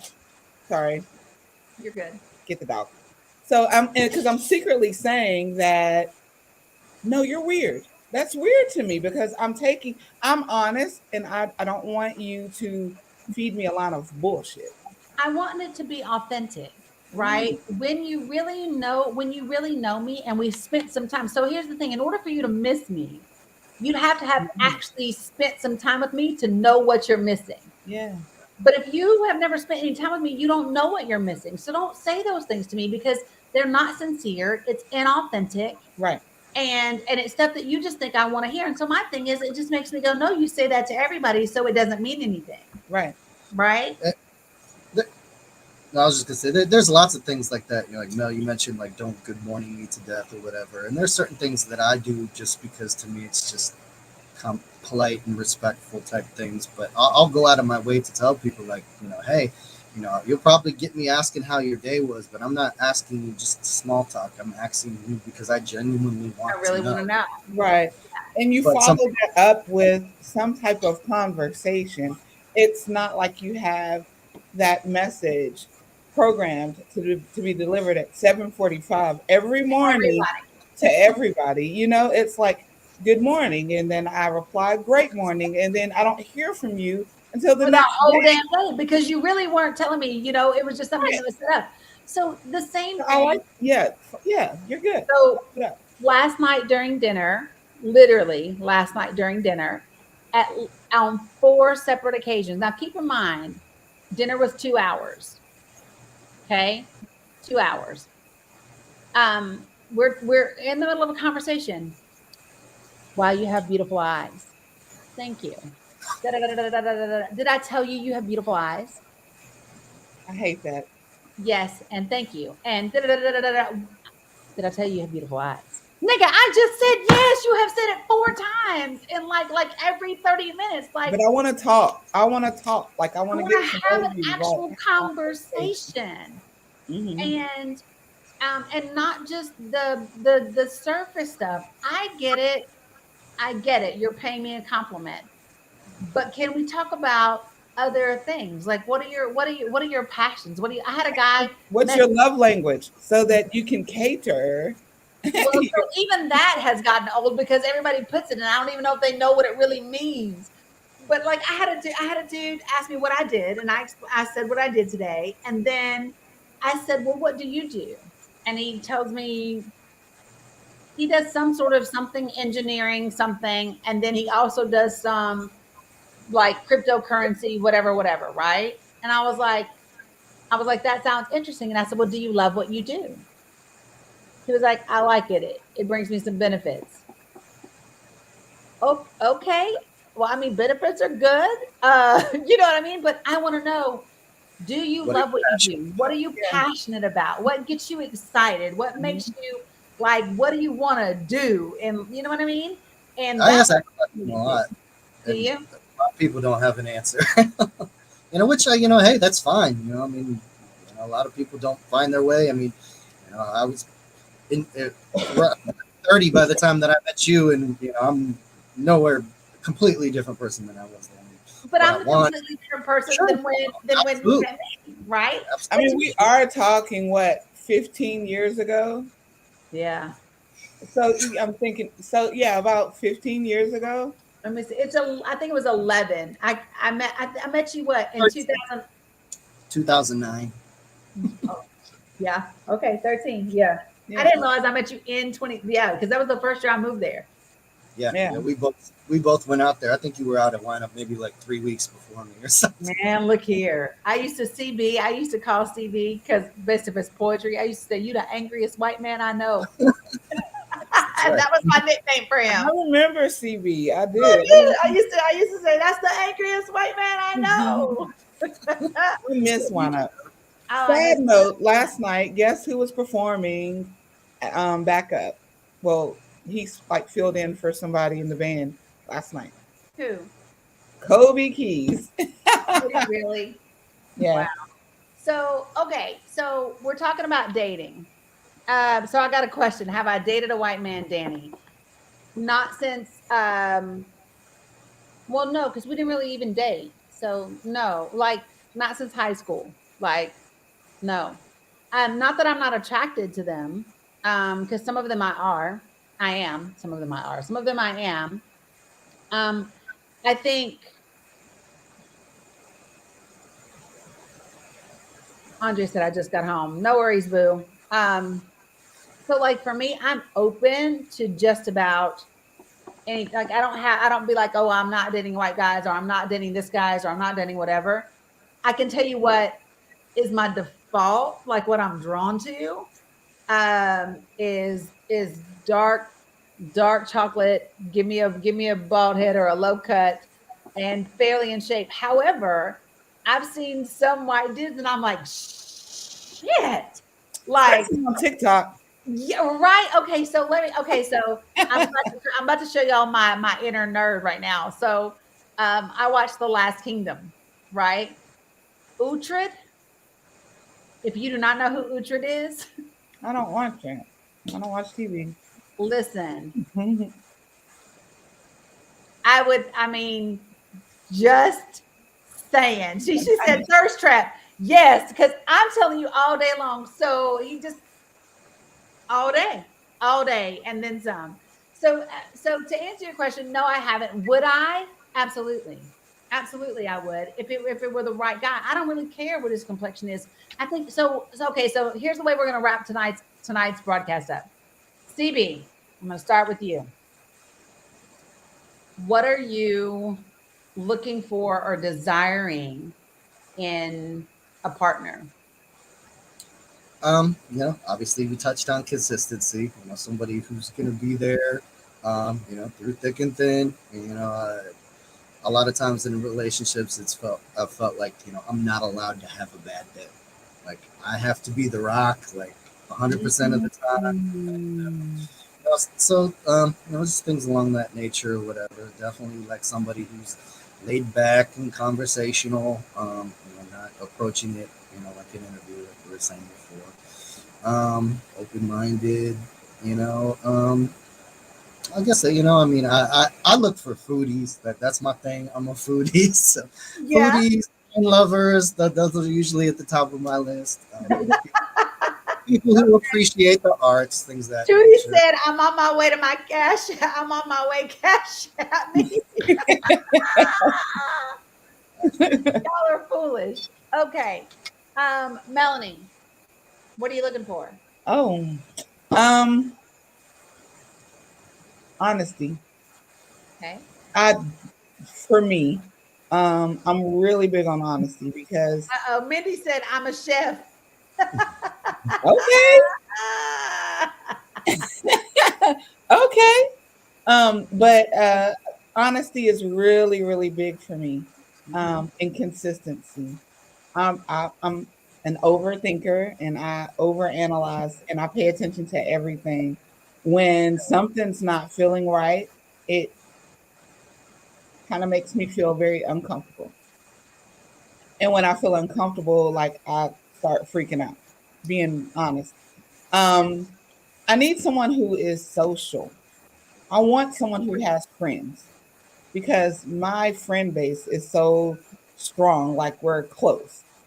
Yeah. So, I want you to have the same thing because, I want us to have our time and then our other time.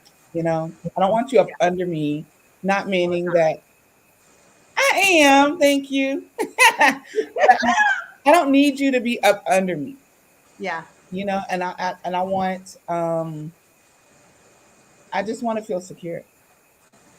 I think everybody wants that. I really do. CB, you said something though that I want to touch on. You said you've been made to feel like you can't have a bad day. Hmm. And have you ever seen the exchange between James Baldwin and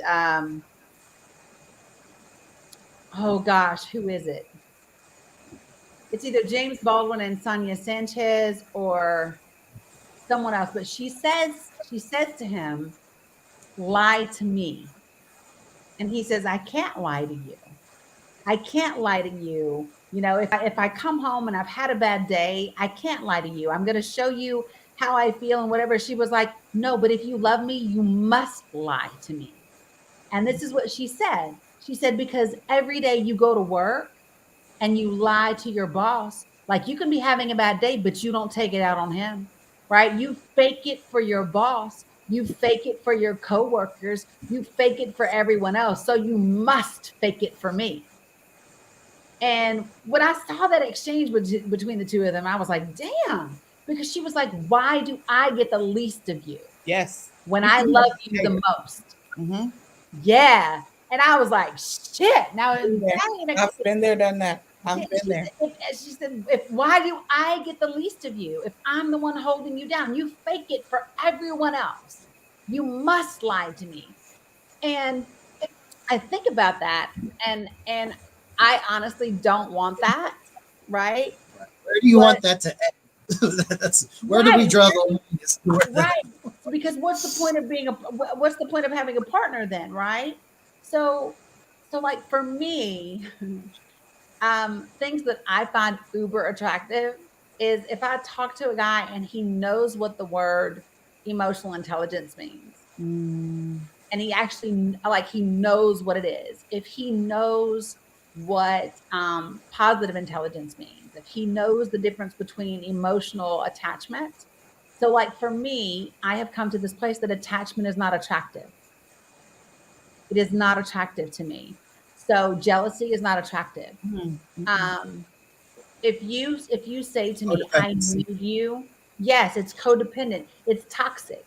mhm. Attachment is not attractive. Don't tell me you can't live without me. Don't tell me you can't, because that's not attractive. That's like bye. That Because triggers me. Because yes, I've been in that situation before, and that triggers me. Okay. absolutely. And and so one of the things that I desire a tremendous amount from a partner is the ability to be vulnerable in a safe space. Yes. So the last long relationship that I was talking about, I had gone to his apartment last summer, and when I walked in, he had a Glade wall freshener, right? And it was the same scent from another person's house where I had been physically traumatized.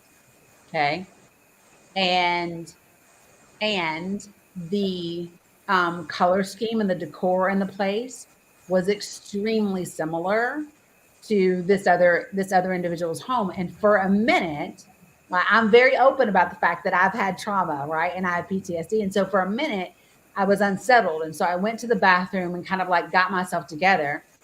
And he was like, "What's the matter? You seem antsy." Because of course my body language changed. And so I said, "It doesn't have anything to do with you." I said, "I walked in and the smell, because smell is one of the strongest triggers to memory." Triggers. And I said, "The smell caught me off guard."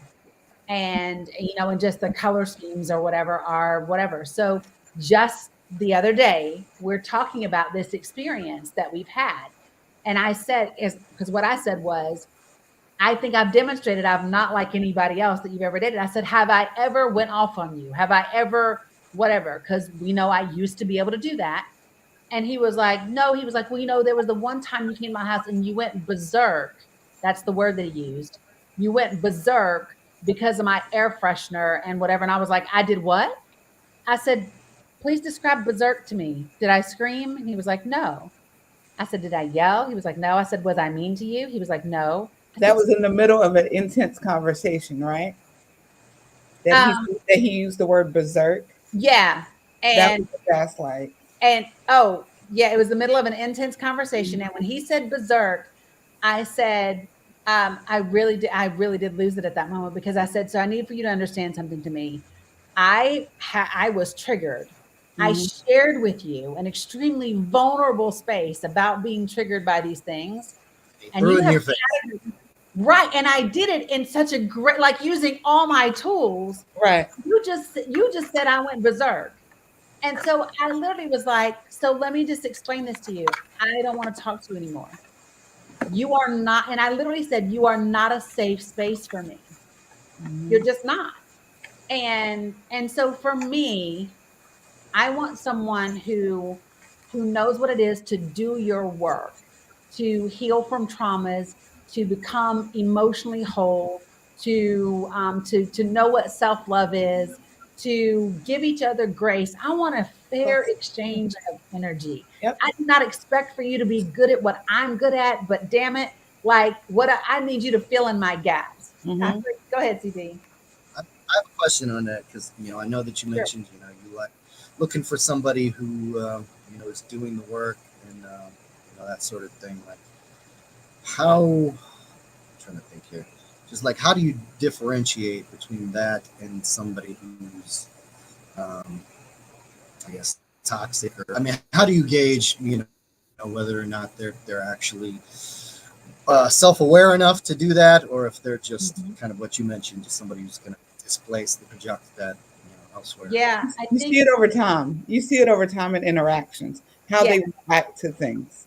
yeah. Um, Yeah. You see it in their behavior and in Mhm. their responses. To me, I notice it by how many times we're repeating the same lesson or having Oh, the same oh, conversation, oh. right? And it's okay because we don't learn things like the first time around, right? Um, Sometimes it takes the second time, right? But I have to see effort. Mhm. Go ahead, CB. So on that note, because I know you mentioned that you hate the "Why are you single?" question. So Yeah, how do you feel? Because this is a little different question, but it requires that same self awareness that we were just talking about, the work that needs to be yeah. done. Um, as far as gosh, I lost my train of thought again. I Um, hate the "Why are you single?" question. yes, yes, yes. Thank you, thank you. So how do Uh, you feel about the why do you think your last relationship wasn't successful question? Yeah, because I don't think that it's relevant because I'm not dating the last person that I was in a relationship with, right? So to me, if I'm starting fresh with you, why do you want to know what did or didn't work? Because you're not that person. And if you don't want me to bring that baggage into this new relationship, why are we talking about it?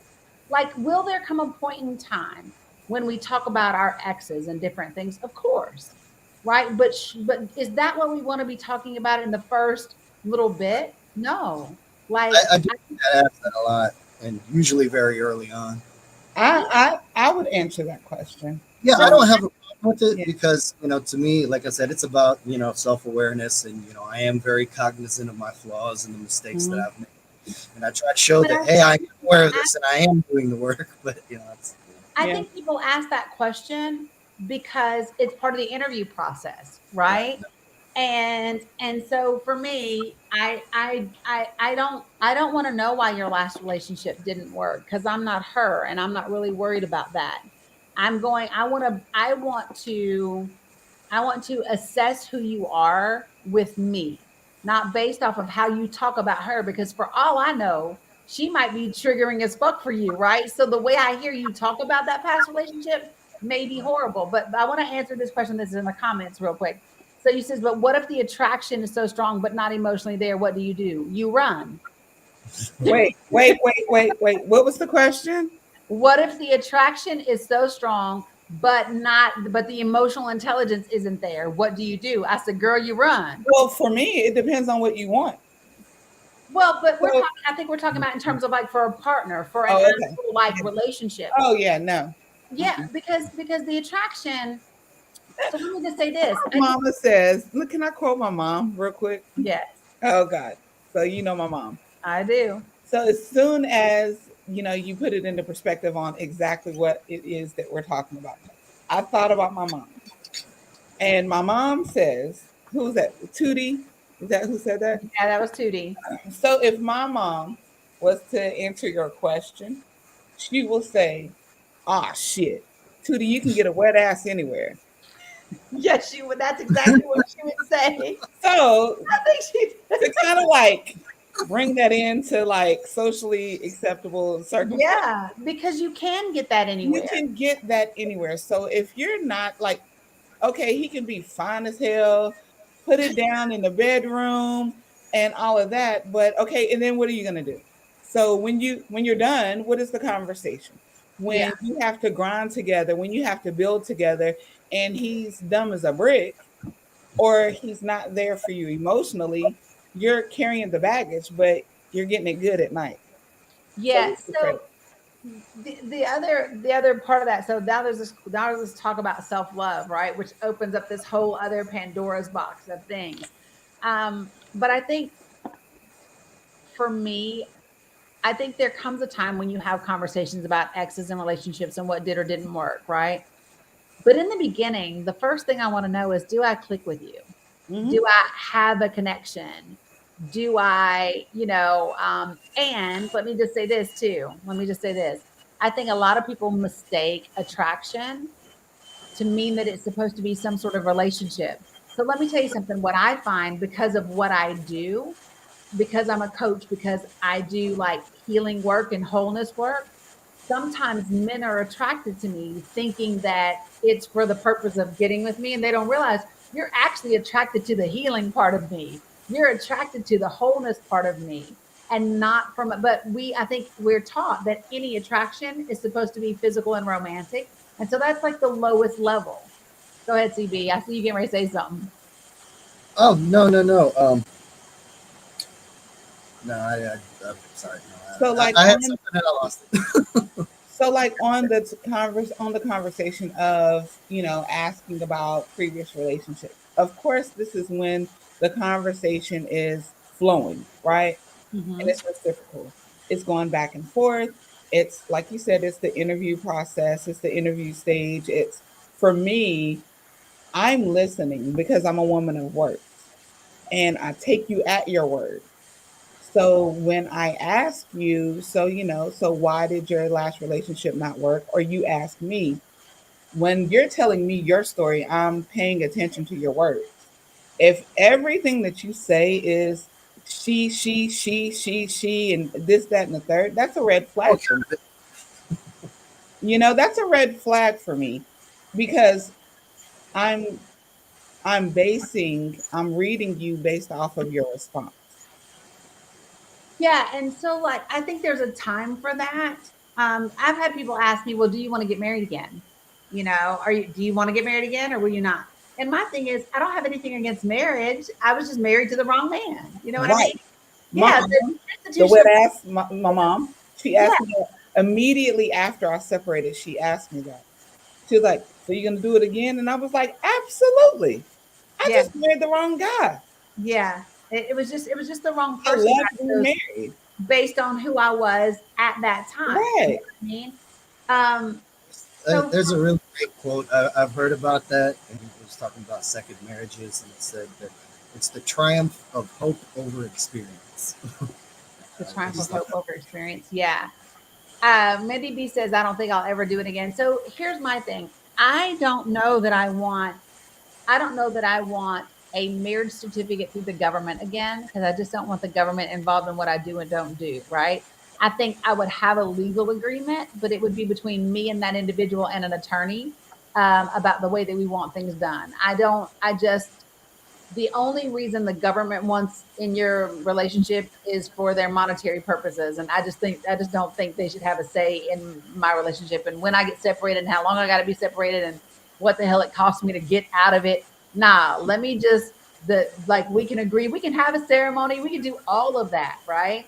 But I think I would like to have an independent legal document that my partner and I craft together, and do it through an attorney, and it's notarizing the whole thing. I don't know that I want to go down through the government and apply for a marriage license and all that stuff again. I just don't know that I want to do that part. Real quick, because we've been on here for a good bit, let's wrap up with deal breakers. CB, what are deal breakers for you? Oh, Mel went. What are your Um, deal breakers? Cigarettes. That's right at the top of the list. I just can't do it. Can't do it. It really is like kissing an ashtray. I can't. Yep. Personally, that's just me. Yeah, cigarettes Um, are a deal breaker for you. So yeah, that's right there at the top, and then obviously, like I said, people like immediately jumping into the, hey, can you cash at me, or what do you do for a living in the second sentence, or whatever, things of that nature. One thing that I just wanted to touch on real quick, what you were saying about mistaking attraction for a relationship. I've really learned to appreciate experiences for what they are. There could be a connection. It could be something great. It doesn't necessarily mean that that's what it's going to be. Hey, wait, Um, sorry. I know you were being so super serious just now and you I were answering know, the I question. know, but we over here But reading the comments. listen, I think that I'm gonna sponsor Mindy to come down for the weekend. And Mindy, you can stay at my house. And listen, CB, I think Mindy wants to go out with you. Y'all, so Let's do a date. she said, "I'm sorry, he's cute." Jeez, he is cute. Um, okay, so while y'all discuss that and Melanie plays matchmaker and shit, I want to go back to this question that's up here real quick, and then I got to come back to UCB. I want to answer that. So my thing is, no, I don't raise hell, because well, it depends upon. I think it depends upon the relationship and where you are at this point, right? So for me and my partner, I want to be able to like, damn, babe, look, she's cute, right? She's pretty. Because I'm secure in the fact that he's with me and life is good, right? I think it's the way that he may or may not look, right? And I want to be able to do this, be like, babe, that right there would be a hall pass, wouldn't it? Right. And just be able to joke and be flirty about it. Because again, to me, raising hell, like that just comes from a place of attachment or insecurity or whatever. Like, listen, if something finer than me walks by and you really want it, nigga, go. Like, have at it. You know what I mean? But other that's my take on it. Like, I I want to be able to walk with my dude down the street and be like, man, she's really pretty. I want other people to say, damn, that's a fine ass couple. They are Yeah. confident in their shit. So you walk with your head high. Tootie, listen, if I'm with my man and we're out and about, I don't care if we're at a club, a restaurant, walking down the street, the grocery store, the bank, or whatever, if he doesn't turn his head at an attractive woman or a big ass, because I've already noticed ass. If Right. I'm looking at And him then like, you what's know he's faking it for you. right? I'm like, what's wrong with you? Like, you're supposed to be, you're together, so you have your foundation. You're in the relationship with him, right? Yes. So if he's not turning his head, you need to be turning your head at him, Like, wondering what's what's up? wrong Because with he's him. hiding it. Because if he that Really? means he's looking hard when you ain't with him. Right. So he's faking. Obviously, trying not to look. Right. Don't And try I not would to look. rather you look. So, and Right. here's the thing. Like, if I'm out, I hope you check in my dude out. Because you paying me a compliment. He's with me. So Right. like the Nobody wants to be with an ugly person. the person I was dating in 2017, we went out to a club here in Atlanta, and there was a group of like I call them younger girls because they were like in their late 20s. They had all graduated from college. They were about to go off to their little graduate programs or whatever, and they're all celebrating. And they're in this thing, and I'm wearing. Do you remember my little coral dress that I had? That little coral color dress. So I'm wearing that, and my hair's short, and I got my little heels on. And the girls, one of the girls paid me a compliment. And I was like, "Oh, thanks." And I was like, "You guys look so great." And they were like, "Oh, he's so cute." I was like, "I know, he's fine, Isn't right?" he? Look, Right. he's fine, right? They gave Yeah. me a little high five. Next thing you know, they all buying me around, and we're chatting. He said, "You are the only woman I have ever dated." He said that we can go out. He said, and you don't care if other women are looking. You don't care if I look. He said, and you got the women that are checking me out, buying you drinks. I was like, because I'm not, because I know I am. Look Exactly. here, we about to go home at the house and sit on the couch, eat some raspberry sorbet before we do what we do. I'm Right. straight. I'm Let's go to the straight. strip club. Tootie, you got to take your man to the strip club. You have to go out with your man. You have to flaunt your man. You have to be confident in your shit. Because if you're not confident in your shit, it's you can people can spot that a mile away. A mile away. Yeah.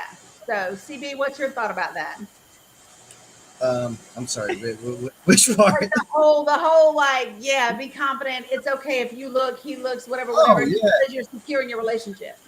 yeah. No, I mean, Are you gonna look at a woman's ass when you're out with your girl out in public? I mean, it depends on the dynamic. You know, my previous relationships, they women, so we would go out, we'd look together and be like, hey, you know, I mean, I've dated women who were very insecure about that, and you know, so I would try to be And to mindful. me, that the insecurity part's not attractive, Not at all. especially because if I mean I'm extremely loyal. So if you're insecure, that's not attractive to me. And so like I'm not with it. So like again, one of my exes was like, well, if I marry you, you can't be friends with any of your guy friends anymore. Well, nigga, I guess we never ever getting married because Right. yeah, Yeah, I mean, from my end of it though, you know, I'm with you. That's what I want. I want the woman that every man in the room wants. You know, that Right. heads turn absolutely, when she walks through the door. You know, I mean, so yeah, no, of course. You're yeah, like, yeah, that's mine. Like, yeah, yeah. yeah. Isn't she Look, fine? Isn't Hey, you he coming on with me? So everything else is right? irrelevant. uh, Exactly. yeah, like listen, you go out with your boys, I'm gonna go out with my girls. When we get a good enough little buzz or whatever, I'm gonna be like, hey boo, what you doing? Let's Exactly. come back to the house and do what we do. After Right. we've had enough like little flirtation, a little enough drink, enough dancing, then we gonna come home and be together. You know what I mean? Mhm. So Hold on one second. She said, I've seriously said before when I really put my away, are you not into women? What's wrong with you? Right. She said, bless the men that date me. Yeah. Right, exactly. So look, Samantha said, here I come, Charlotte and CB. Ha ha ha. Okay. CB gonna be like, Dani, when am I coming on your live again? All right. So at the end of the day, So were we talking about deal red breakers. deal breakers Deal in breakers. the online dating realm Any dating or realm. any dating realm? For me is deal breaker for me is definitely dishonesty because and cheating because in my mind for me being the person that I am there's no justification for lying or cheating for me. Right. um let's talk about it, let's communicate about it, and there's no reason to cheat on me at all. So for me, because y'all know, so one of my specialties as a life coach is connection and communication and conflict resolution, right? And so for me, I want my partner to also take the communications assessment that we do, because what it does is it shows me how you process information, and it shows you how I process information. We get an understanding of how the other listens.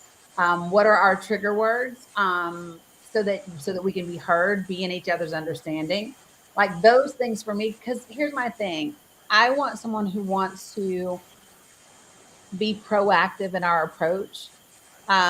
Because by the time you need therapy as a couple, it's usually too late, right? It's like having the engine blow up in your car. I would rather do the maintenance. I would rather, have our tires rotated and our oil changed and get a tune up and make sure that we're on the same page the whole way through and being intentional about making something work. I think for me, things that I never thought about before that I know I really want now, especially as I'm getting ready to like put together this talk show and do these other things. I want a man who gets stoked about my damn dreams.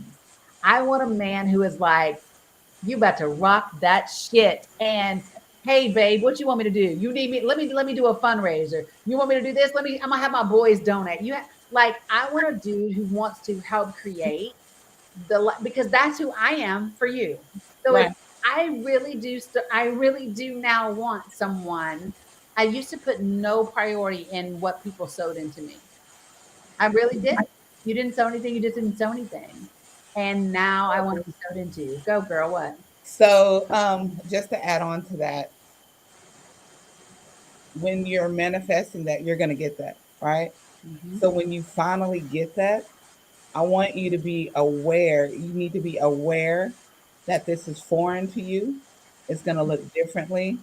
Yep. And at first, you may not react the way it may scare the shit out of you. I'm I'll pretty say sure that that. it will. I'm pretty You sure that know? it will.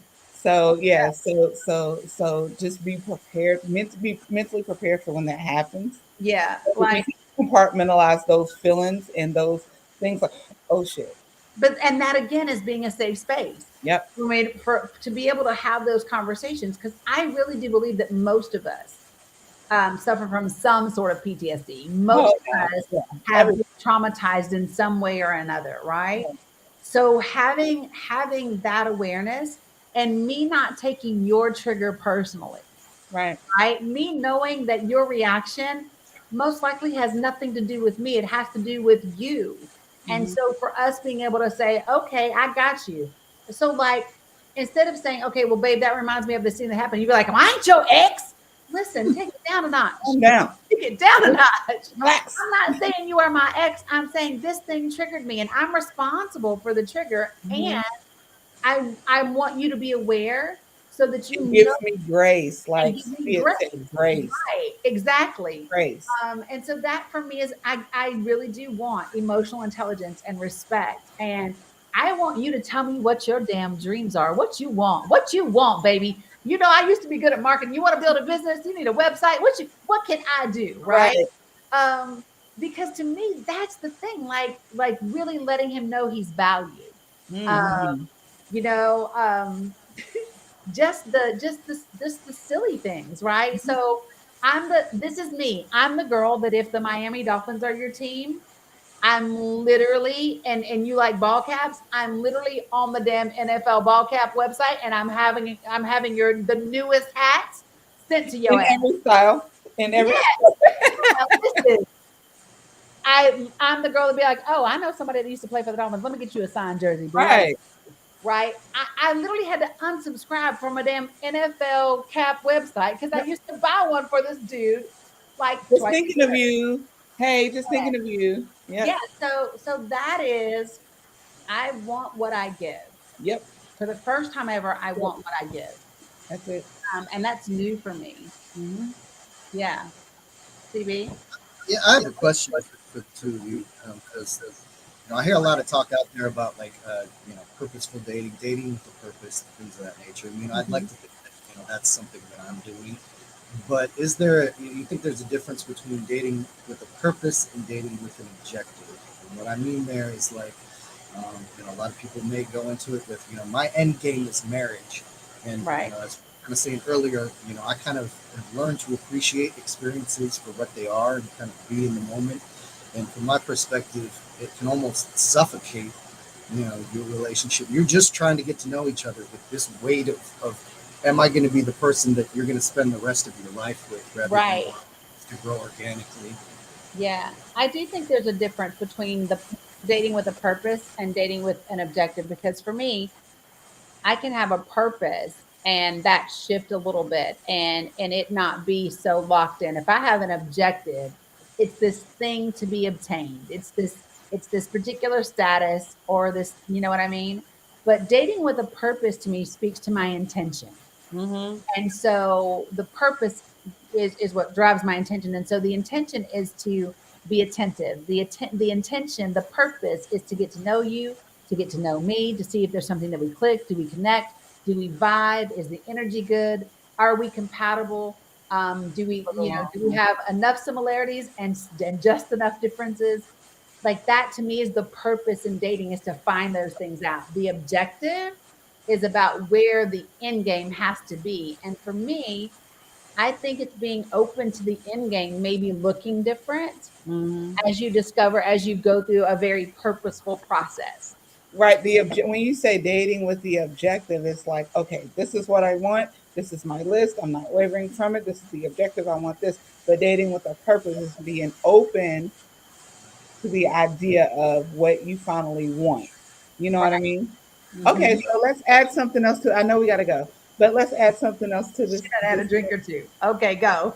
I've had to with my bartesian. So when you come to my house, like I got a bartesian for Christmas, Okay. and it's great. So it's like Keurig bartender. I know. Go. So so when you're dating with a purpose, right? Mm-hmm. At the same time you're dating with a purpose, are you freely dating? What do you Are mean? Uh, you only dating people that you see the end game potential purpose with, or are you entertaining other dates? well, that's kind of what Danny and I think you got up to get a refill, but me purposely, I don't have an end game. I try to avoid having an end game because kind of like what you're saying, the objective, these are the things that I want. Where as I've gotten older, have kind of fallen into the you must let go of the life you've planned so as to accept the life that's waiting for you type thing. As you Yeah. said, Here comes happiness, TV. Here comes TV. happiness may not look like what you want. And even with like my kids, like being a father was not a priority. It wasn't something that was on my list as far as what I wanted to do. But at the end of the day, it was one of those you can't always get what you want. Sometimes you get what you need type things, and Right. you needed way more than I could have ever known. So end Yeah. games, things, but we were, what I, excuse me, what we were talking about when we were away. Me personally, I make the choice when I'm talking to people. But if I find somebody that I'm clicking with, I immediately shut everything else down. Now, I've had instances where I'd let them know, like, hey, I'm letting you know I'm not talking to anybody else. This Right. is my choice. I'm not That's that expecting you to make the same conversation. decision, Yeah. Yeah. For me, so this but is I my, just don't want to so dilute myself. to me, it has to be, so like right now, I went out on this one date, right? Hmm. but just because I go on one date with one person or even two dates with one person doesn't mean I'm shutting everything down. There has to be, I have to see like real possibility. And then because what I've had a tendency to do in the past is immediately shut things down because, okay, Melanie, don't be judging me. I'm not, never, ever. Whatever, girl.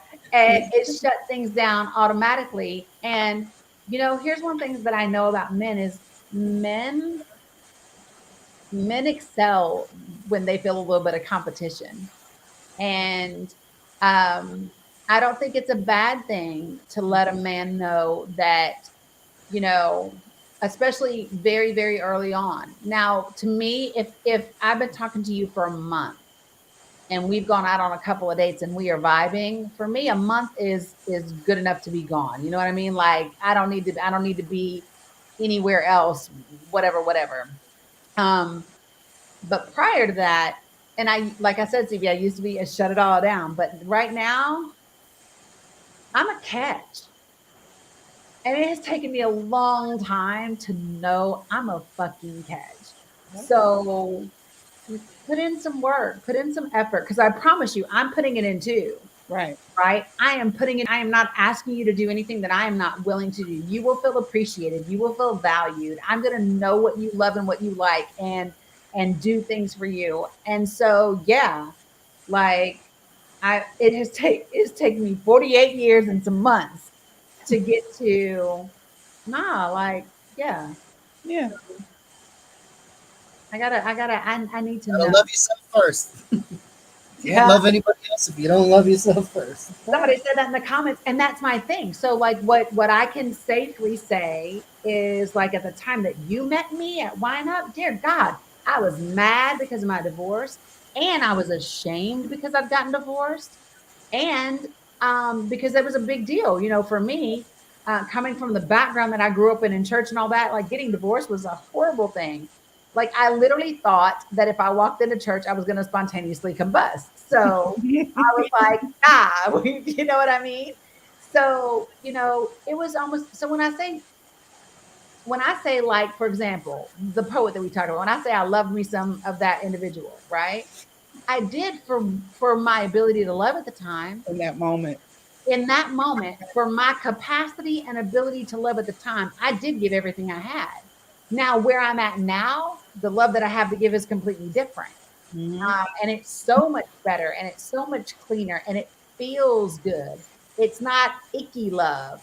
It's not attachment love. It's not expectational love. It's love that comes with a fair amount of freedom. And to me, I think that is like the dopest thing ever. Like, imagine knowing I love you so much that you are free to choose me or not choose me, and I will be okay because I love me that much, Mm-hmm. right? Mm-hmm. When you love them that much and you that much, it creates a freedom that just says, and it's not that it won't hurt a little bit, but it will not be devastating. It will not Right. cut you to your core and cripple you. I've been crippled by hurt before. Now it doesn't have the same impact because I'm very much whole on my own. So that little twinge that's there doesn't cut me off at my knees. So, Good um, stuff. yeah. So, okay. So I think this was a really good conversation tonight. Much, much longer than we ever damn intended. But you know what it's showing me when I do these lives and we're talking about relationships and dating? It's really showing me how much people really want to love and The be loved. same thing. Everybody wants the same thing and everybody desires it so bad and everybody wants to figure it out. Everybody wants to figure this thing out. And so I think the way that we do that is vulnerability. Mm-hmm. And in order to get vulnerable, you have to get past the shame and the guilt in the areas of life where you think you should be doing something different or more or better than what you are. So, okay, I'm going to give each of you a chance to say any last words before we wrap this thing up. I feel like I've talked so much. No, it's been good. CB, you got any final thoughts? I've got nothing. No, I agree. This is very constructive and hopefully somewhat enlightening for your viewers, and enjoy it. Yeah, see, no okey doke over here. Just real like easy conversation. So I really do appreciate you, especially CB. Like Mel, my girlfriends were like, "Okay, I'm good. I'm on." Right, but it was really challenging to get a male to be like, I hit CB up. I was like, "Hey." And but when he said yes, I was super excited about it. And so I wore my special shirt for you guys. I see you, money, fame, sex, and peace, right? Yes. That's grown Yeah. woman love. Well, my special shirt is Dani Palooza all year long from now on. I That's right. really learned how to celebrate myself. Um, and Mine it is has just taken, there's no words here. It's just, it's all It's good. the background for me though, CP. oh Let's yes, talk about the Yeah. background. Yeah. You know, he plays. He's an incredible musician. trendsetter. He plays Wow. and does music and all that. Mindy B said, "How do I get one of them shirts, Mel?" Oh, I'll send you my guy, one of my classmates. It's from his She'll line. send you a link, Mindy B. All right, so folks, we're gonna get out of here. I'm gonna remind you one more time that I am building something. That, you know, Melanie knows this is a big deal. So for me to be at the place where I will promote myself, where I will ask you to donate for the show, it's a big deal. Like it took me a while to get to this space. But here's the thing: I love what I do, from the activism, the advocacy, and the coaching work. Like even these conversations are beneficial. And so I don't think there's a single talk show right now that's out there that does what I do in all the areas. And so the goal is to finish raising the funds. We're looking for donations and from sponsors. Get your ass right on over here to thedanicookshow.com. Click the donations tab, and contribute. So the set build is already covered.